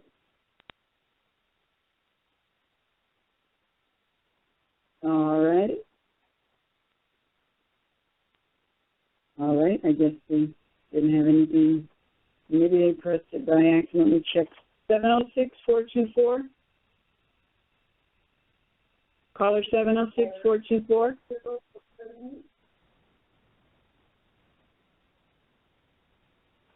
All right, they must have pressed their phone by accident. Let's go to our next caller. All righty, caller 513-295. You're live on the air. Please state your appellation and Northwest Connection. Islam family, this is Sister Illustrious at Northwest and Wexham. Islam. Nope. Islam. Hey, listen, it's a great show, and I just wanted to add a few pointers. As I was listening to Sister Roz speaking about, you were reciting that case law, and it was in regards to government, and government being a fiction of the mind. Mm-hmm. And I wanted to add that would be, the first thing that jumped in my mind is that if we're looking at a democracy, government is a fiction of the mind. But in a republic, the people are the government, are they not? But the democracy has nothing to do with it because the democracy is void and de facto, right.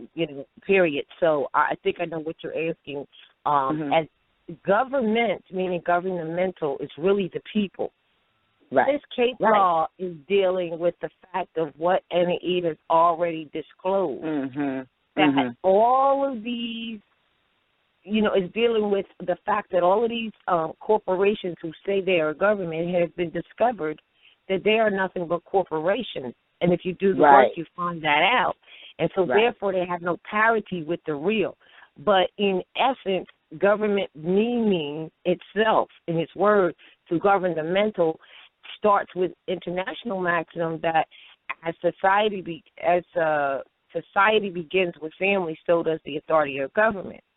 So and even with that, a true government is the people. The people are the true government, which are the natural flesh and blood people, which is interesting to note because there's so many people that say we need to start our own government. We need to do this. We are autonomous, so we are government within ourselves first.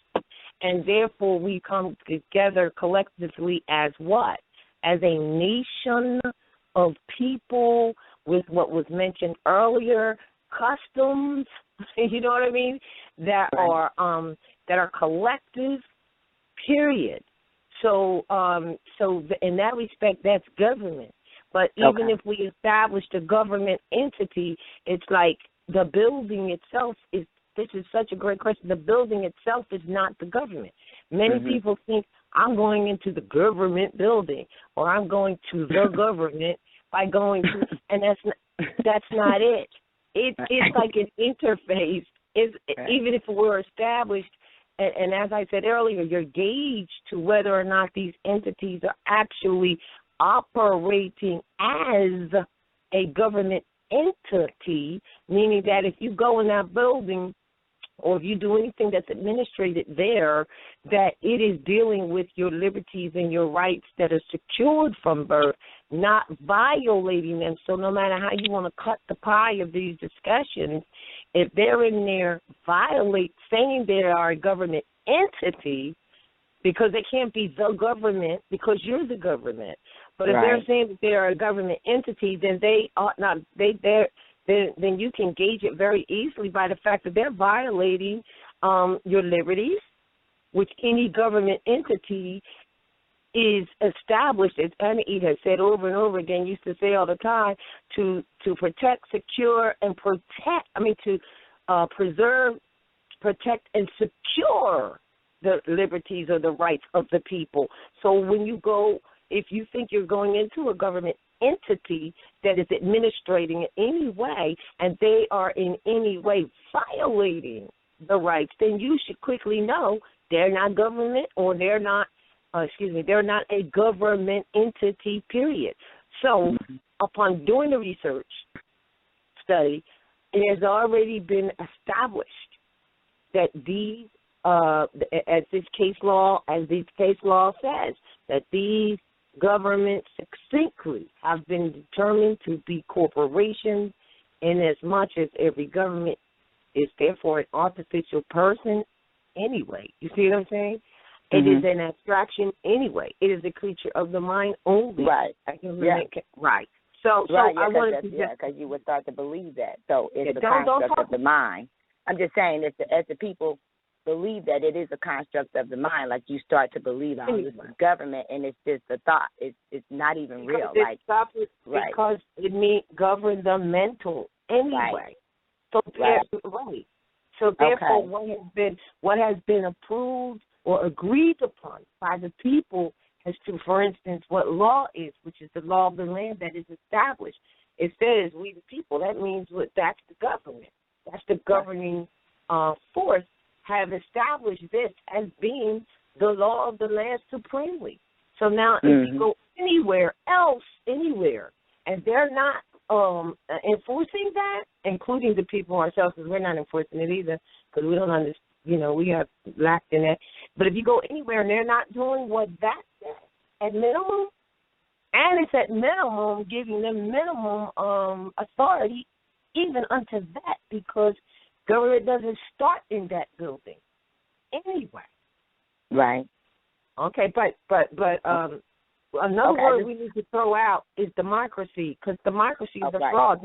All right, and I know that I wanted a little bit of clarity on that, but I do understand like the total gist of like where that's going and why let me just that add one came other thing. about. Let me just add one other thing while we're talking about this. We established the republic government, because you said Democrat, republic government. If you look at what republic, it means, to representing the public. The only reason we established this Constitution was for those who needed to be represented. And the only people who needed to be represented are foreigners who are in someone else's land. So this is why at the same time we keep telling people, look, the Constitution was not established for Moors. It wasn't. It was established for those who were on your land that need a representative form of government, which is why we put together the Congress, the whole bit. It's all in the Constitution, what the states can do, what the states cannot do, et cetera, like that. How bills become law, et cetera, like that. And if it doesn't happen like that, then it ain't happening. So although the Constitution was not written for Moors, which is what makes it so powerful, it is the obligation and responsibility of Moors to absolutely enforce it for the reasons that Prophet Noble Drew Ali said. Even he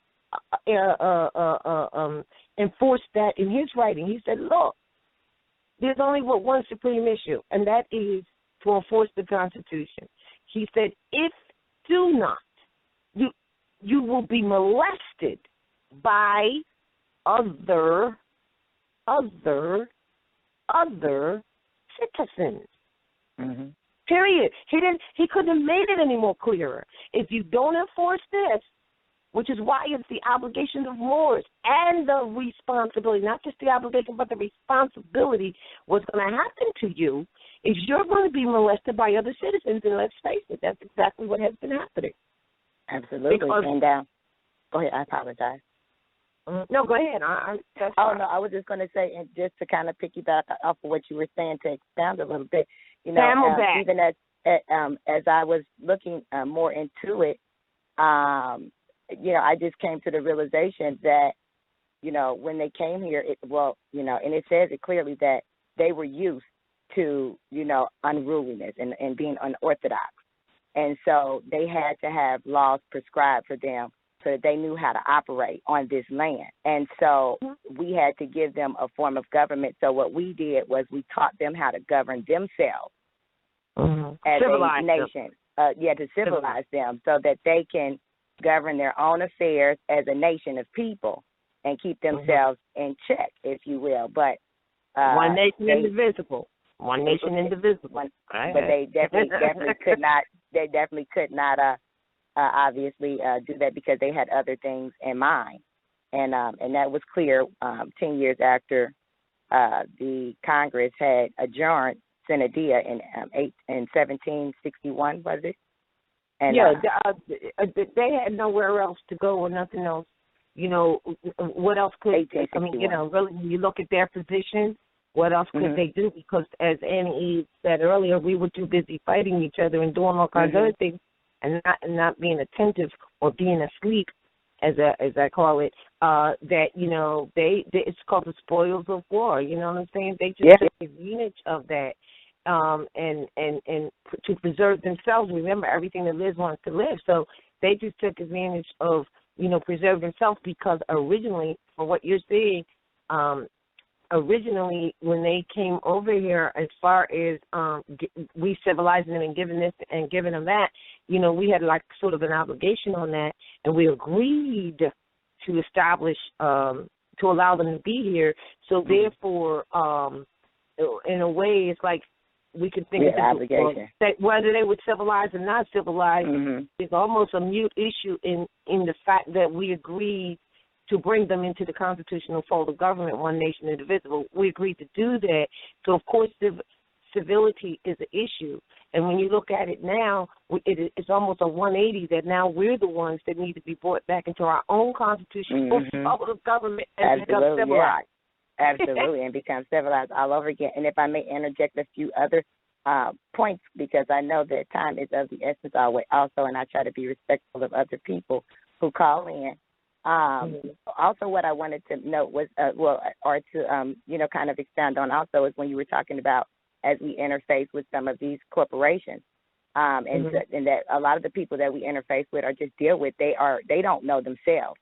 And the reality of it is just if we even just think about it in our own place of business where we may work at, a lot of us are at a place where we are at a need-to-know level.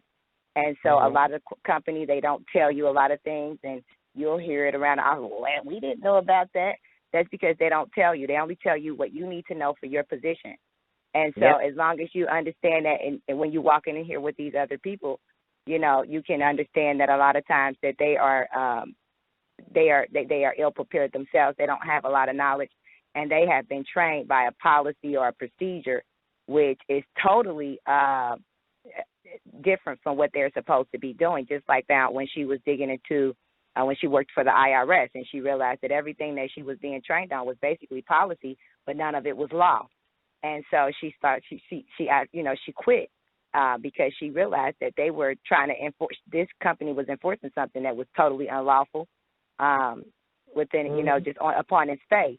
So as long as we keep that in mind, that knowing that some of these people that we go in here with, they are on a need-to-know level. So a lot of times they don't know. So you have to kind of climb that ladder and be patient with them.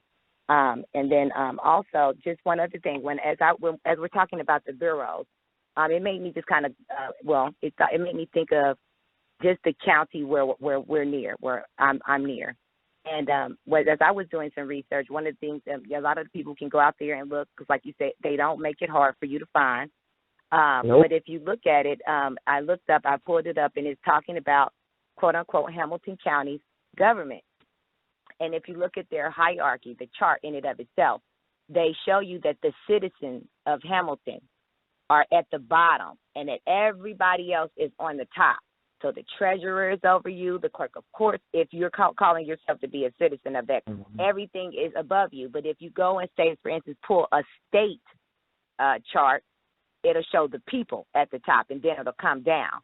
So just looking at a chart for a county maybe or a city, wherever you're at, if you see that the citizens are in the middle, and it looks like you're kind of looking at them and they're down and everybody else is around them, that right there shows you that it is totally repugnant to the Constitution for the fact that the people stand over all of the government, all of the corporate entities. It shows you that that's a corporation. Absolutely. It shows you that it is a corporation, but the most important thing that a lot of people need to really look at is that they claim you. They claim to have ownership. I'm using that word. They claim to be able to tell you what you can and cannot do, where to go, what to do.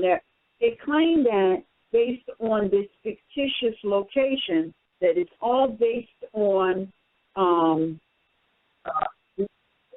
so-called landmarks that in a lot of cases He's no longer there. Now, what's significant about that is everything has to be by consent. So there has to be some document somewhere, because everybody talk about contracts. There has to be a contract where you agreed with full knowledge. See, a contract is not valid if you don't know. So there has to be some sort of a contract signed somewhere where you're agreeing to be a member and pay membership dues, because that's about all you're doing. And they're calling it tax, government, and that none of that is what's going on.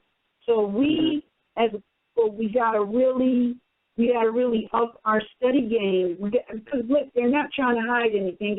And then we got to take the next caller. But I want to say one thing, because I was having a conversation with his brother the other day, and he said, or I should say, I was having a conversation with his son the other day, and he said, they said, I denied your motion. And we hear it all the time. Many of us, we have at one time been in one of these buildings called the court, standing in front of one of these employees of a corporation, and we're telling him, well, I need your delegation of authority, this, that, and the other. And he looks to the prosecutor, so-called prosecutor, and the so-called witness for the prosecutor, and he says, well, I'm denying it. And in the corporate arena, he says, I'm denying your motion. He has to say motion because he's in a corporation. He's not even trying to hide that he's in a corporation. Because if you have ever sat in a corporate meeting, they will say, motion to end the meeting. And they take a vote. And most of the time, the vote, the yay or the nay, is by nod. So they're not even trying to hide the fact that they're dealing in a corporate arena. That's why they're always saying motion this and motion that. And then we get more that say, well, in order for them to hear us, we got to send our writs in and put in their motion. No, you don't. No. Because the supreme law of the supreme law of the land here moves by affidavit. The affidavit is a sworn document. When you put your appellation on that wet ink signature, not no computer-generated, name. I'm talking about a wet ink signature. That's a sworn affidavit. Right. That's it. And that's what moves in law. Motion is all about movements of corporations and everything. One of the reasons why I went through reading these definitions was not just to show people this is study, not to make it so apparent, not necessarily to make it so apparent that this stuff is in your face.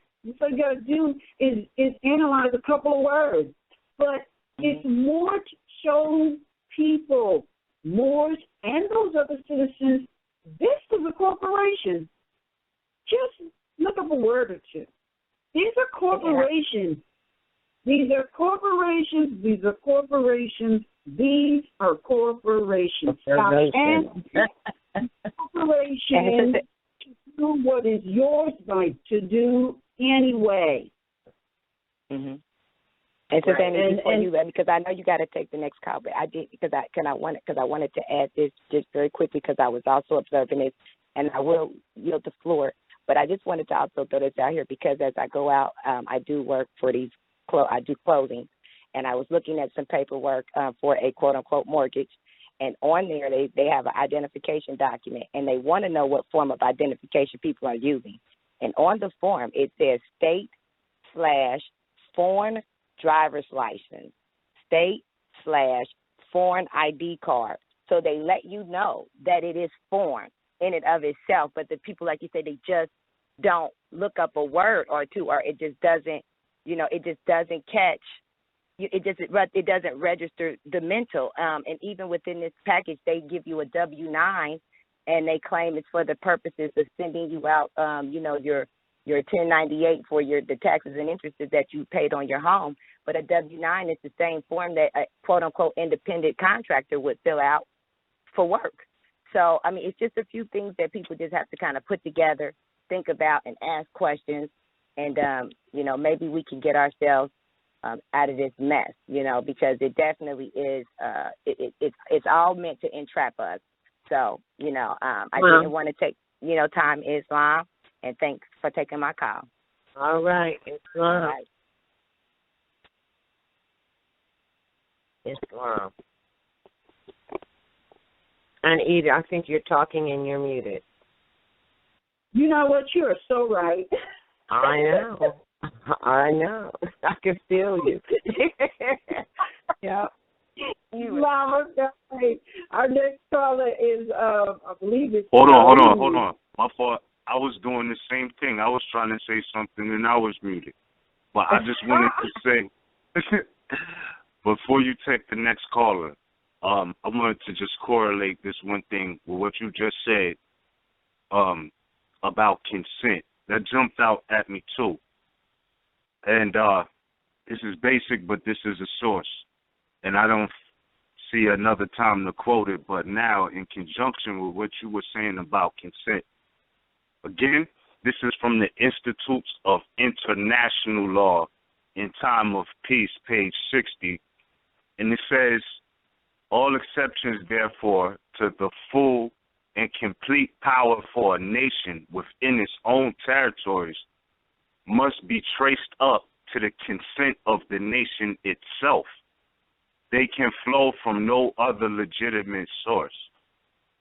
Like, so, all the laws of the land, etc., we know that we're the true Americans, our Moroccans, and that Constitution is American, and we had to be signatories for it to be valid. Because if not, in international law, you know, without the consent of the nation itself, you know, no legitimate source can come from anywhere else for you to have a law of the land.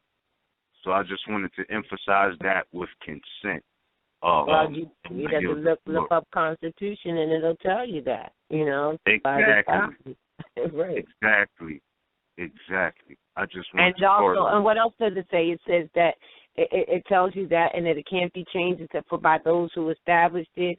And then there's a case law that says the Constitution is a written document. As such, it cannot be altered. What it meant when it was adopted, it means now. And then we keep talking about, well, they just made up these new laws, and, you know, the Constitution of the state of Maryland or the state of whatever says, no, none of that applies. Right. For sure. All right, Islam. Well, I think 718-237, is that you, Hamasia? Sounds like it. Monty? Can you hear me? Now we can. Wow. The phone did its own thing. I wasn't calling in, but now that I'm here. Now that you're here. Right. I was thinking about the word govern and the meaning of that word when it comes to machines. A governor in an engine regulates and directs the activity of that engine. The same word is used to describe the CEO of an organization, because govern means to regulate and direct. So the governor of an engine is similar to the governor of an organization, or the CEO, because the CEO regulates and directs. These corporations are regulated and directed by bylaws and procedures. So when you use the term government, there's a Republican form which goes according to the left side of the dollar bill. And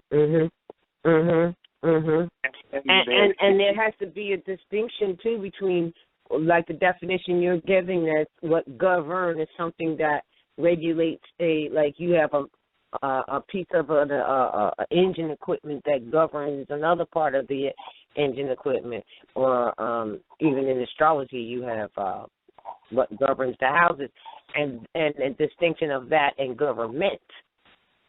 You know what I mean? Because government is governmental, meaning government of the mind, and again, that regulates or that controls, I guess is the right word that you used it.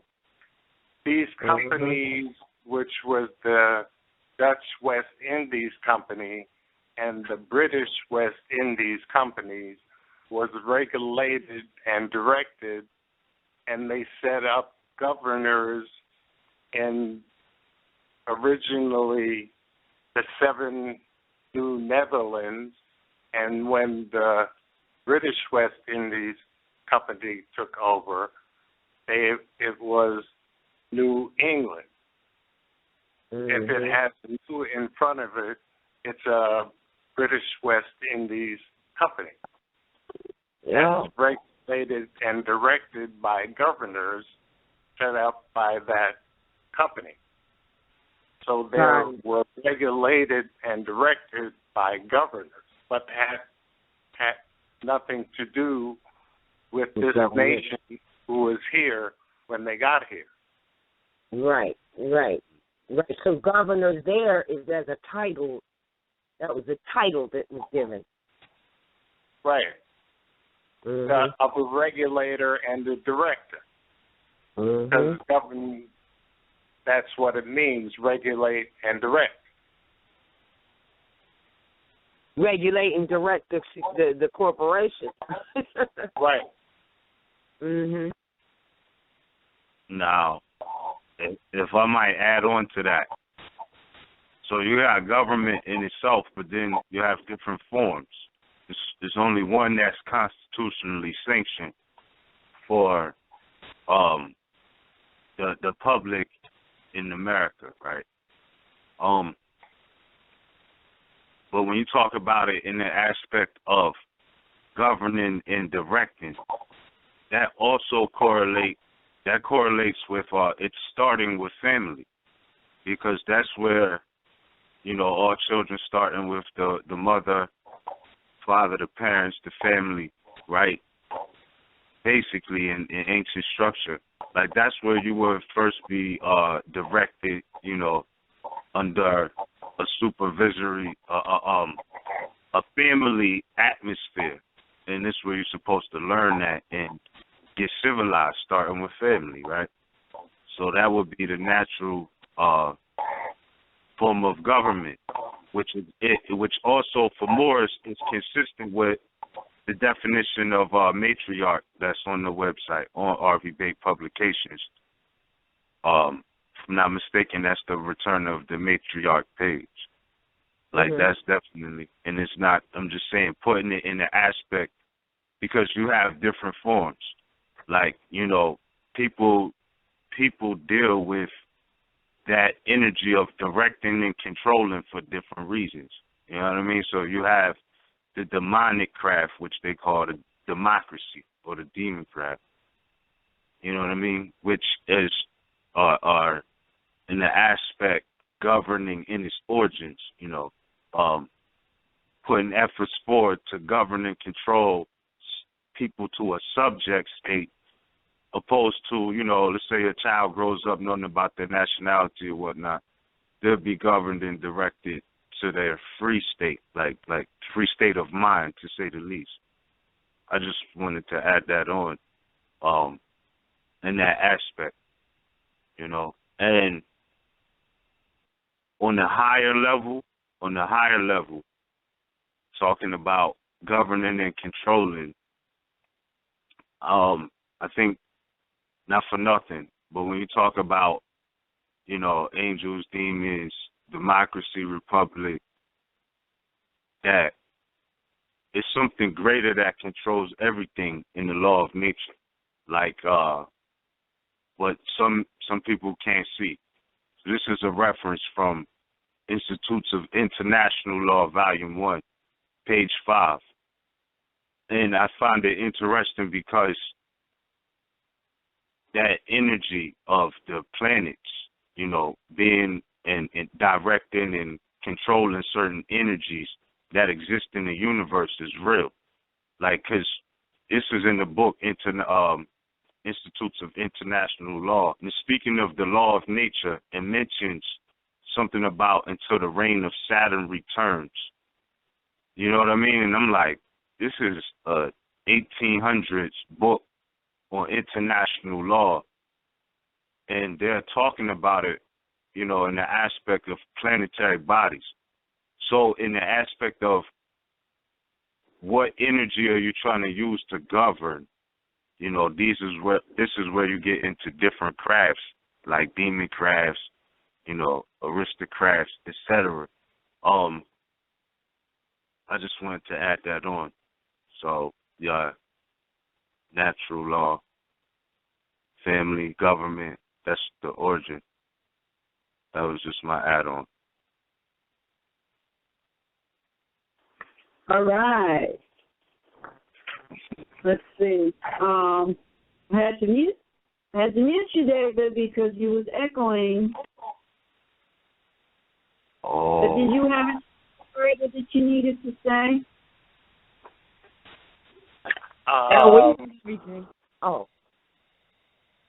Nothing I can think of at the moment.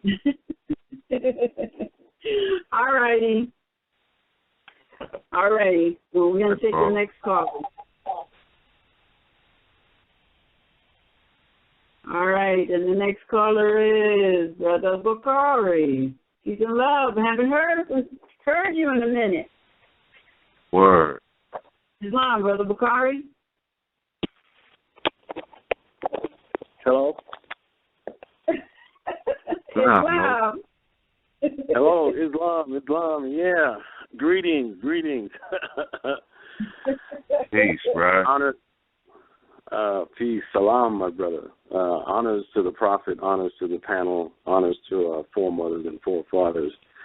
It has been a while, but it hasn't been for lack of trying. I have tried. Sometimes I'm getting disconnected, or sometimes it's just wonderful because there's just so many people calling in, so I can't get in yet. But I keep trying. And I don't know how much time we got left, but I wanted to share something real quick. I wanted to share. First, I want to give honors and thanks to the panel and RV Bay Publications for the knowledge that you guys present, publish, and distribute. Because of it, it has allowed me to do certain things in representing myself as a Moorish national with success. So I wanted to call in and I wanted to share that with the masses briefly. And then the second, yes. With success, he said. I just want to say it's right. That's right. And then the second thing that I wanted to do is I wanted to share with the masses. I wanted to basically state, beware of who you socialize with or who you talk to or who contacts you. Recently, this is kind of a unbalanced situation for me because recently I did have some success dealing with an administrative venue, and I believe, I feel strongly, based on the things that I have done and the studies that are based in fact, that I was able to receive success because of my studies. And in one situation, I had to deal with a so-called traffic ticket, and so I went into this venue. But before I did, I had paperwork that preceded me, which was I requested delegation of authority order. I sent out a cause of action, and I did send out a notice of special appearance. And, of course, they didn't address it. So on the subsequent meeting, I won this case. Now, this is how they did it. The officer, the so-called officer, was there, stated his whatever, and, of course, they could not, answer my questions. They wouldn't answer my questions, rather. It's not that they couldn't, but they wouldn't answer questions, and they went past status into adjudication, and, of course, I did state that. And long and short, they dismissed the case, or rather, no, not dismissed the case, but they ruled in my favor, stating that the so-called policy enforcer didn't enter certain information on the ticket. And so that's the good thing. And though that did make me upset because they refused to address me on paper by my free national name, or correction, by my appellation. However, again, I was not charged with any fiat, no points, or none of that.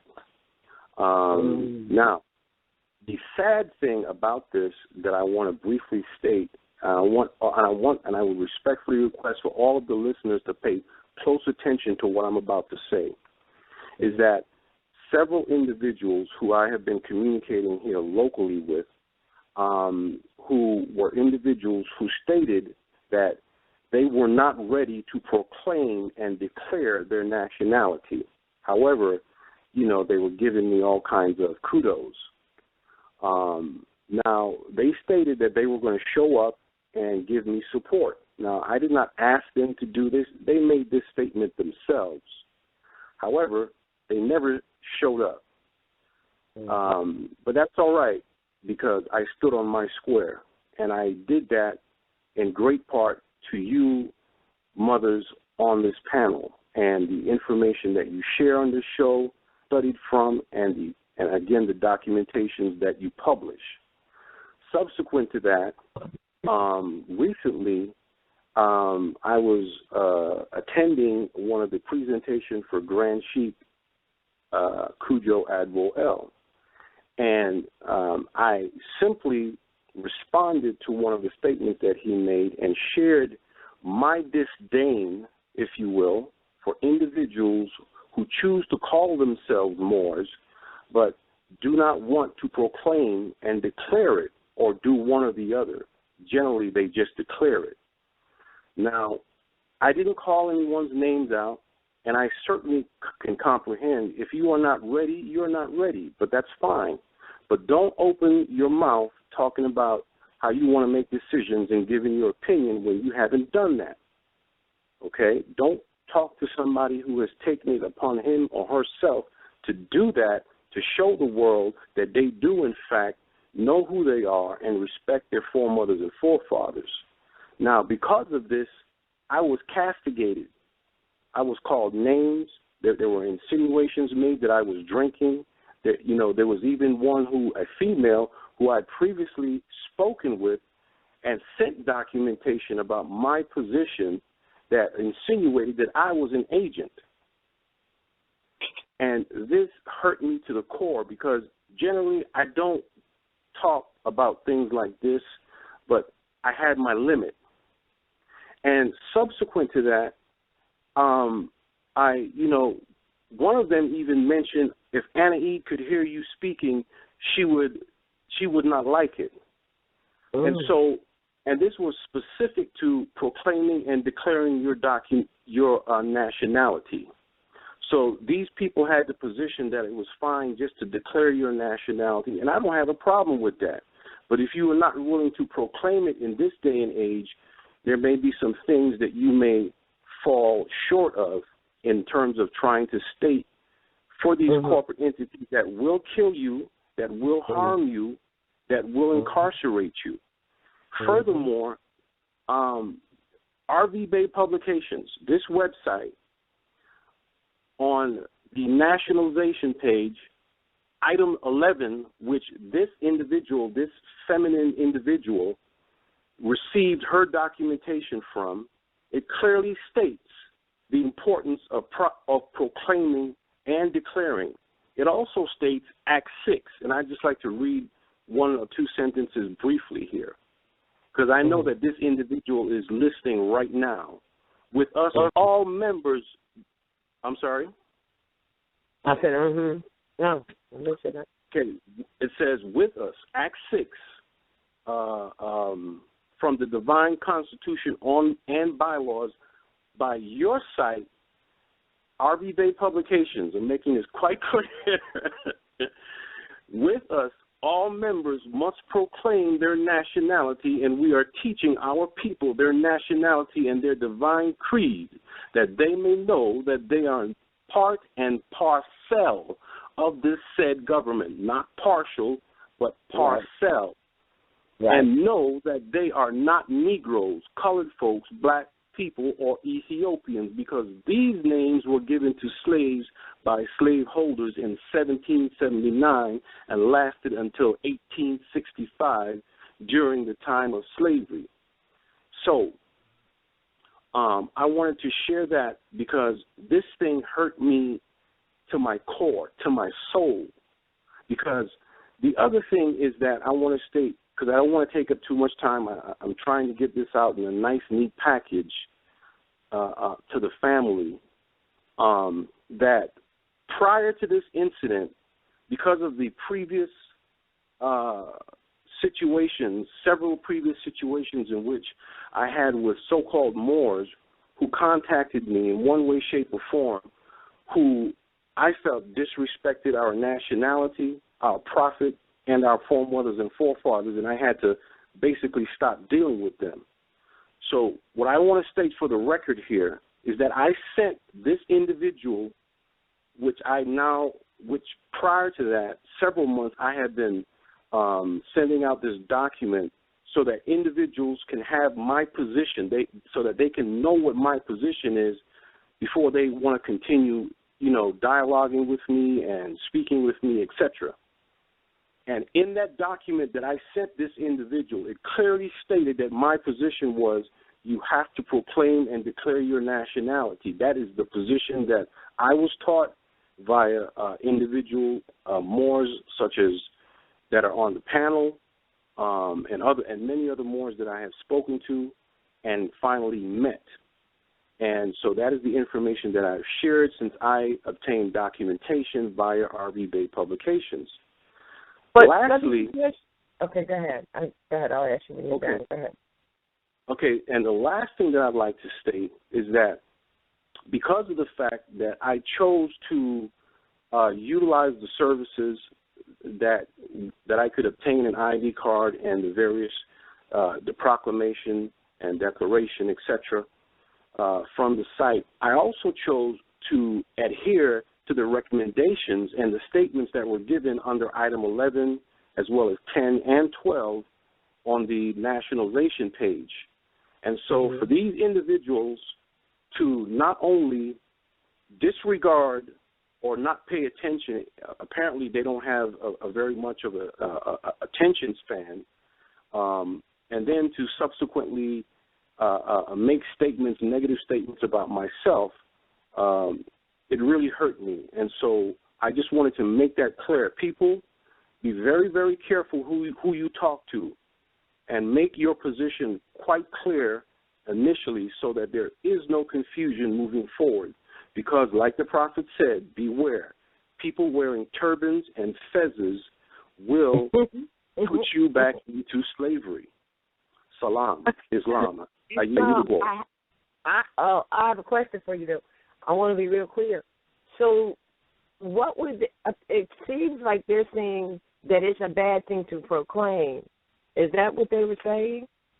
Well, the one young lady whom I've never met, whom I did speak with on several occasions and subsequently sent her that document, when we had a conversation about that, I don't recall everything that she stated. However, she did state that she had not done that and she did not know if she was going to do it based on, and I can't remember what she mentioned. Now, in the chat session, she also stated that the Prophet said all you need to do is declare your nationality. Okay. No, it said if you don't do anything else. He said if you don't do right, exactly. Essentially, she is totally disregarding the fact about proclaiming. Now, I am aware of the fact that many of our people feed into the emotion and they don't pay attention to words. You see, right? You see, right. Like they get emotional and they think that you are attacking them, and so. Again, when I made my comment, when I typed my initial comment into the chat session, I didn't call any names. That's not my style. I was speaking of individuals that I had dealt with, had displayed certain characteristics, and that made it necessary for me to draft this document, which I'm looking at right in front of me. And if I had time, I would read it because it's one page. And At any event, so they were essentially saying, "Oh, well, you don't need to declare it," and then you had another individual. I mean, you don't need to proclaim it. Correction, you don't need to proclaim it. And then I had another individual who were saying, "Well, that when you essentially, I got the impression that if you state it, that you are proclaiming it, and that's all you need to do, and that you can declare it in word." And essentially, so what they're saying is that there is no need for you to send it out to these several locations. Oh no! And so let I'm just going to give my position on that. First of all, the reason why the prophet said if you don't do anything else, declare it, is because, see, what they need to do, they're being a little lazy about their studies, really, because if they were really, really declaring it, that means that they were being clear about what it is. That's the true depth and meaning of declaring, meaning that whether you're clear yourself, but once you're clear yourself and you have to deal with anything at all, proclaiming is actually something written. Anytime you answer any claim, or any time you have to deal with anything, once you put it in record by writing it, that is a proclamation of sort, for real. Because exactly. And the reason why, they're half doing it because of this. The reason why things are the way they are right now is because of the proclamation process, meaning that, all right, once you are clear, if you are clear, because truthfully, unless you have declared, you really ought not be proclaiming. You got to declare first in order to be able to proclaim anything, because once you are clear, you don't need to ask somebody, how do I write a writ? How do I do this? What do I say? Because once you're very clear, and that's why the prophet said be clear, then you will know what to write. So the same person may or may not know what to write in regards to their own personal affairs, because they may think they've declared, but if they have declared, they would understand that because these proclamations in the past few years or more have been going to the proper Department of State, not the Secretary of State of the Union State, but the Department of State over all of the Union States, who is responsible for domestic and foreign affairs, and we are domestic, of course, and for promulgating and et cetera like that. That proclamation is already promulgated by you publishing it without their authority or sending it to the Secretary of State, and it's because of the fact that Moors have proclaimed in written form, have proclaimed and sent those in, that things are changing. That Hillary Clinton, for instance, at that time, in her position, coming from only her position of the Secretary of Department of State, made the statement that the first to recognize them was Moors. You see what I'm saying? And she referred to the Treaty of Peace and Friendship. This is because Moors have proclaimed and made it clear for the record, not requesting, not asking, not demanding anything, just making it clear through the proper channels that we are alive, that we are not still a little mortus, that we are amongst, and bringing ourselves back into the constitutional fold of government in case you forgot, or in case you think we still think we're Negroes, coloreds, and blacks. So once you understand that, then you will understand the importance of proclaiming. So, I will say this. We are to, if you do nothing else, you declare. That statement on Article 11 is from the divine constitution and bylaws for all those who are actually in the temple. Now, here's the irony of it. Those who are in the temple, they're supposed to be proclaiming.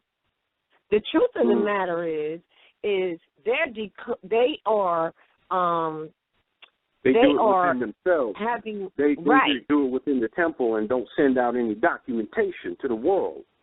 They have a ritual or a ceremony, within the group that's within the temple, and really they're standing up and declaring. They're declaring in front of each other that they're Moors. That's what they're doing. They are not proclaiming when it is their duty to proclaim, because according to what that says, they're the ones that are supposed to be proclaiming. Here's the irony. Those who are outside of the temple, a lot of them are proclaiming, but they haven't declared, because declared means being clear. So you got people that are checking the forms and doing the proclamation, but they've never been clear about who they are. Then you got the people in the temple who supposedly are declaring because they haven't proclaimed. They're declaring, but they're not proclaiming. But you're right. The prophet told them that we must proclaim. So they're not proclaiming. So I don't know what this person is thinking.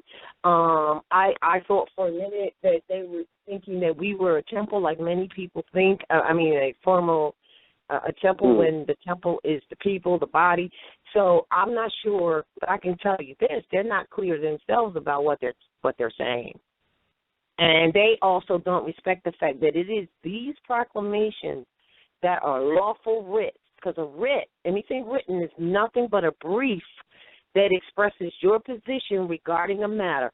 And our position regarding the matter of our national status and nationality, right, and our relationship to whoever else is on the land is made clear by these proclamations, and let them know that we're here. So, that's what I get from it. I don't know what else to say. But you're right. Yes. And if I may, I just want to say something else here on the same topic really briefly. Like I said before, when I take it extremely seriously, or rather I'm extremely concerned, and I take this when an elder Moor, someone that has been putting in work for decades, contacts me and says, hey, this individual, needs somebody to talk to, and they send that individual to me. I take it very, very seriously, because of the fact that I have previously been tased, because of the fact that I was in the military and been exposed to certain things, because of the fact that I've had success, and because of the fact that I've studied for some time prior to proclaiming and declaring it. I take it very, very seriously, the information that I type in chat sessions and the words that I speak to individuals, whether it's in person or whether it's in written form or whether it's over the phone. And when this thing happened to me, I can say that carbon copy, those two little words, carbon copy, I believe is an extremely important aspect of this as well. Because now, as I learned via your show, this show, yourself, Mother Anna Eid, Miss Rahim, Taj Tariq Bey, Cujo Adwell, Seton Rob Bey, and the list goes on and on and on. Now, individuals cannot bury it. Because there are a lot of individuals who are walking around with identification cards and have done nothing. Last thing I'd like to say is that these same individuals that I dealt with prior to this young lady and prior to making these comments in chat sessions I had several individuals that I was forwarded several requests to sign correction, I'm losing my train of thought, but what is that term when numerous individuals sign a writ to address an issue? Petition. Class action. Class action. Right. Oh yeah, right. Class action. Class True. action, exactly. True. So Moors that have sent me this, and I look over these issues and I read what the argument is, etc. And I read it, and then I send it to other, because I'll sign it right away. I'm not in this thing for no damn game. This is life and death right here. This is serious business. People are dying. So I send off these writs to other Moors who want to contact me and want to ask for a consultation or what have you, that I don't charge them for, by the way, because, I don't see that I'm an adept. So I'll just give them information that's theirs already. All they have to do is read and study and move on. And they never sign it. And you know what I found from these individuals, what's constant? They always tell you, well, I'll read it and I'll look into it and then I'll get back to you. But they never do it. And the point that I bring this up is this is the same type of mentality that keeps the nation from growing, because 9 times out of 10, these are the same individuals that will tell you, oh, I don't need to proclaim. I'm not ready to do that. And so if you're not ready to proclaim, and if you're not ready to sign a class action suit that has merit and that's based in fact that you can study for yourself, then you have no claim to make any statements to any Moors who are active. Keep your mouth shut and don't become an ego Negro or one of these online Moors. Cujo coined the phrase. I think it's called, Cujo coined a phrase. He called them virtual Moors. These Moors that, log into chat sessions and say wonderful things in the chat sessions, but you'll never see them doing anything. So, because entertainment. Yes. They're entertaining themselves. I'm sorry if I'm a little heated, but it's been 2.5 years since I proclaimed and declared my nationality. And I take it very, very serious because I did a great deal of study based on the information that was forwarded to me by your website, videos, etc. And I take this very, very seriously because I didn't have to do it. I could have stayed and sat down and continued to receive fiat via my benefits, my veteran status, and kept my mouth shut and just do that. But that is not Bokhari Bottle Bay. So for the record, I am no agent. I have done work, and I have shown my Mattel. I have shown what I am about. And I can't tell you how much this hurt me. And then to use Anna Eve's name and tell me in a chat session, like they're trying to make me look bad in front of other Moors, that she would not like the things that I was stating in this chat session, that also hurt me. And this other individual, this female whom I previously sent this document stating my position, and she is now acting in the chat session and telling me that, oh, you must have been drinking last night, when she knows what my position is on proclaiming and declaring your nationality. Since I have been if someone would say something like that, already they're not divine being themselves to even say that. I mean, I'm assuming this person isn't even in the territory area domiciling near you, right? That is correct. Okay, so how do they know what like to even make that, they're really, I'm going to say jerk for the lack of a better word right now. I'm going to say that. To even say something like that, is actually not noble. And I want to say this. I'm not going to mention that individual's appellation. That individual has an L on her appellation. And the other individual male, because there were two males and one female. One of the other individual males has an L on their appellation as well. And so they should know law. You see.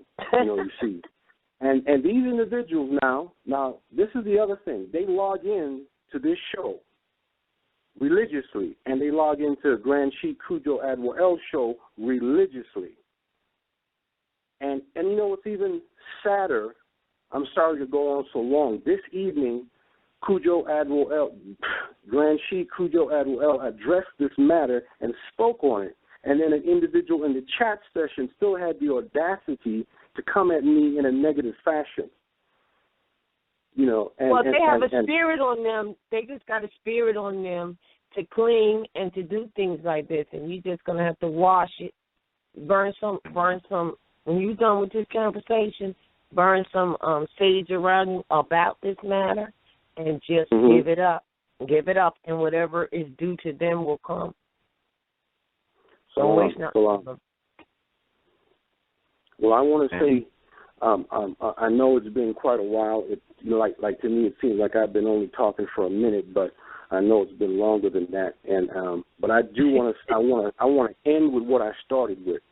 I want to thank you, Mother Roz. I want to thank you, Anna E. I want to thank you, Brother Is, Miss Rahim. I want to thank Taj Tariq Bey. I want to thank Grand Sheik Cujo Admiral L. I want to thank Seton Rob Bey. I want to thank Sheldon L. I want to thank Brother Aleem. I want to thank Brother Denham L. I want to thank Mother Sela Bey. I want to thank so many other Moors for the works that they have done. I want to thank Brother Asir. And I want to say this.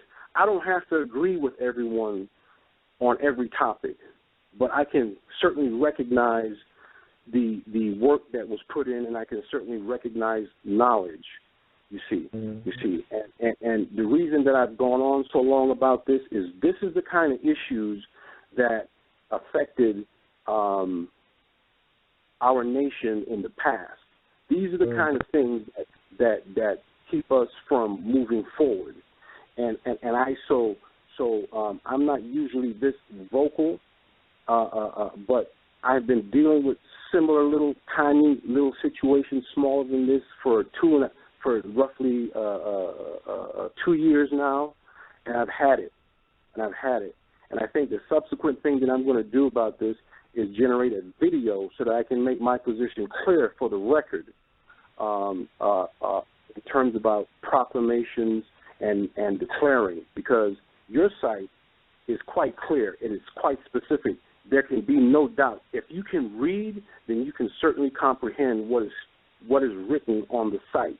And so for an individual to obtain a card from your site and then go off mouthing off about there's no need to proclaim, they are cowards, they are half-steppers, and they don't need to be a part of the Moorish divine and national movement of the world, because they are harming people, potentially youth who listen to what these people say, who log into these chat sessions, who are virtual Moors and ego Negroes and do no work on their own. But it's like there are a lot of people in this world who don't want to put any ingredients into the cake, who don't want to help make the cake. But when it comes time to eat, they're the first ones and the last ones at the table.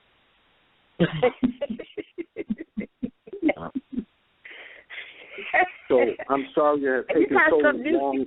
New term. I never heard of ego Negro, but I got that. I like the virtual Moors, the ones that's in the chat room all the time, just talking but not doing. Yes. They're the ones they're the ones who use the chat room as their personal forums for their disbelief and misinformation. Those are the virtual Moors. Speaking of that, virtual Moors, that was coined by Cujo, Grand Sheik. All right. Another thing, another thing that really hurt my heart, mothers, brother. What would really hurt me, another thing that really hurt me, is that this woman who calls herself a Moor, I coined a salutation. I know I did, because I have emails going back 3 years, okay? And that salutation, I coined after studying. Okay? And that salutation, I have been informed, because I don't have a Facebook, but since I started using it, it is all over Facebook. And I don't mention this because I'm looking for credit, because it's not about credit, because those words are not mine. But that salutation was wholeness, respect, and love. Okay? And I had specific reasons for putting those words in the order that they were in. Now, this woman, this so-called Moor, uses wholeness and love. She doesn't have respect in there, you see. And now started using it. Now, I mentioned, because they like to use that so much, but they don't, know what was put into it, the intention that was put into it, okay? And so when I also mentioned in this chat session, and this really hurt me, because one of these individuals who I'm assuming, based on the way that they were writing, is masculine, a male. I said, after, and I'm paraphrasing, after generating this salutation, it is unfortunate that individuals use it and don't know what it truly means. Then this individual had the audacity to tell me, oh, now I'm taking credit or I'm claiming slogans. That goes to show you now they don't pay attention, because a slogan is entirely different than a salutation. A slogan pertains to some sort of commercial activity for advertising, etc. Yeah. Whereas a salutation is something that you would put at the beginning or at the end, generally the end of a letter or at the beginning, right? A salutation, a salute. Right. And so I didn't argue that with the individual. I didn't go there, but it really hurt me that these people are calling themselves Moors, and this is what we have to stop. You know what, Bakari? Let me say this to you. When I would have experiences over the years in time, and I still use it, and I was told once, it was one of the things that I'll never forget that Brother Tarkin said to me, and it kept me going. He says, you got to remember that this whole thing is about uplifting fallen humanity. So when you encounter people, you got to remember that this whole thing is about uplifting fallen humanity. So when you encounter people who are acting like fallen humanity, that should keep you in line and realize, that that's what this is all about. Then that's what you have encountered. And, then you say, forgive them, for they know not what they do. You know what I mean? So if you keep in mind that the whole mission is about uplifting fallen humanity, then some of these things that happen, it will help you to get through some of these fallen humanity activities. I want to share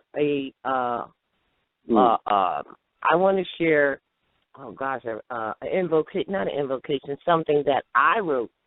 And I don't care if everybody used it, and I'll tell you why. Because if everybody understood and used it, we'd be in a better place. And I want to share it with you this evening, right now. It's very short. Okay. And if you don't get to write it down as I say it, just text me. I just text you, I think. It's this. It keep me in a circle of protection. If someone wishes bad on me, send it back in their direction. But do not leave them in misery. Show them how you protect me and how their soul, too, can be free.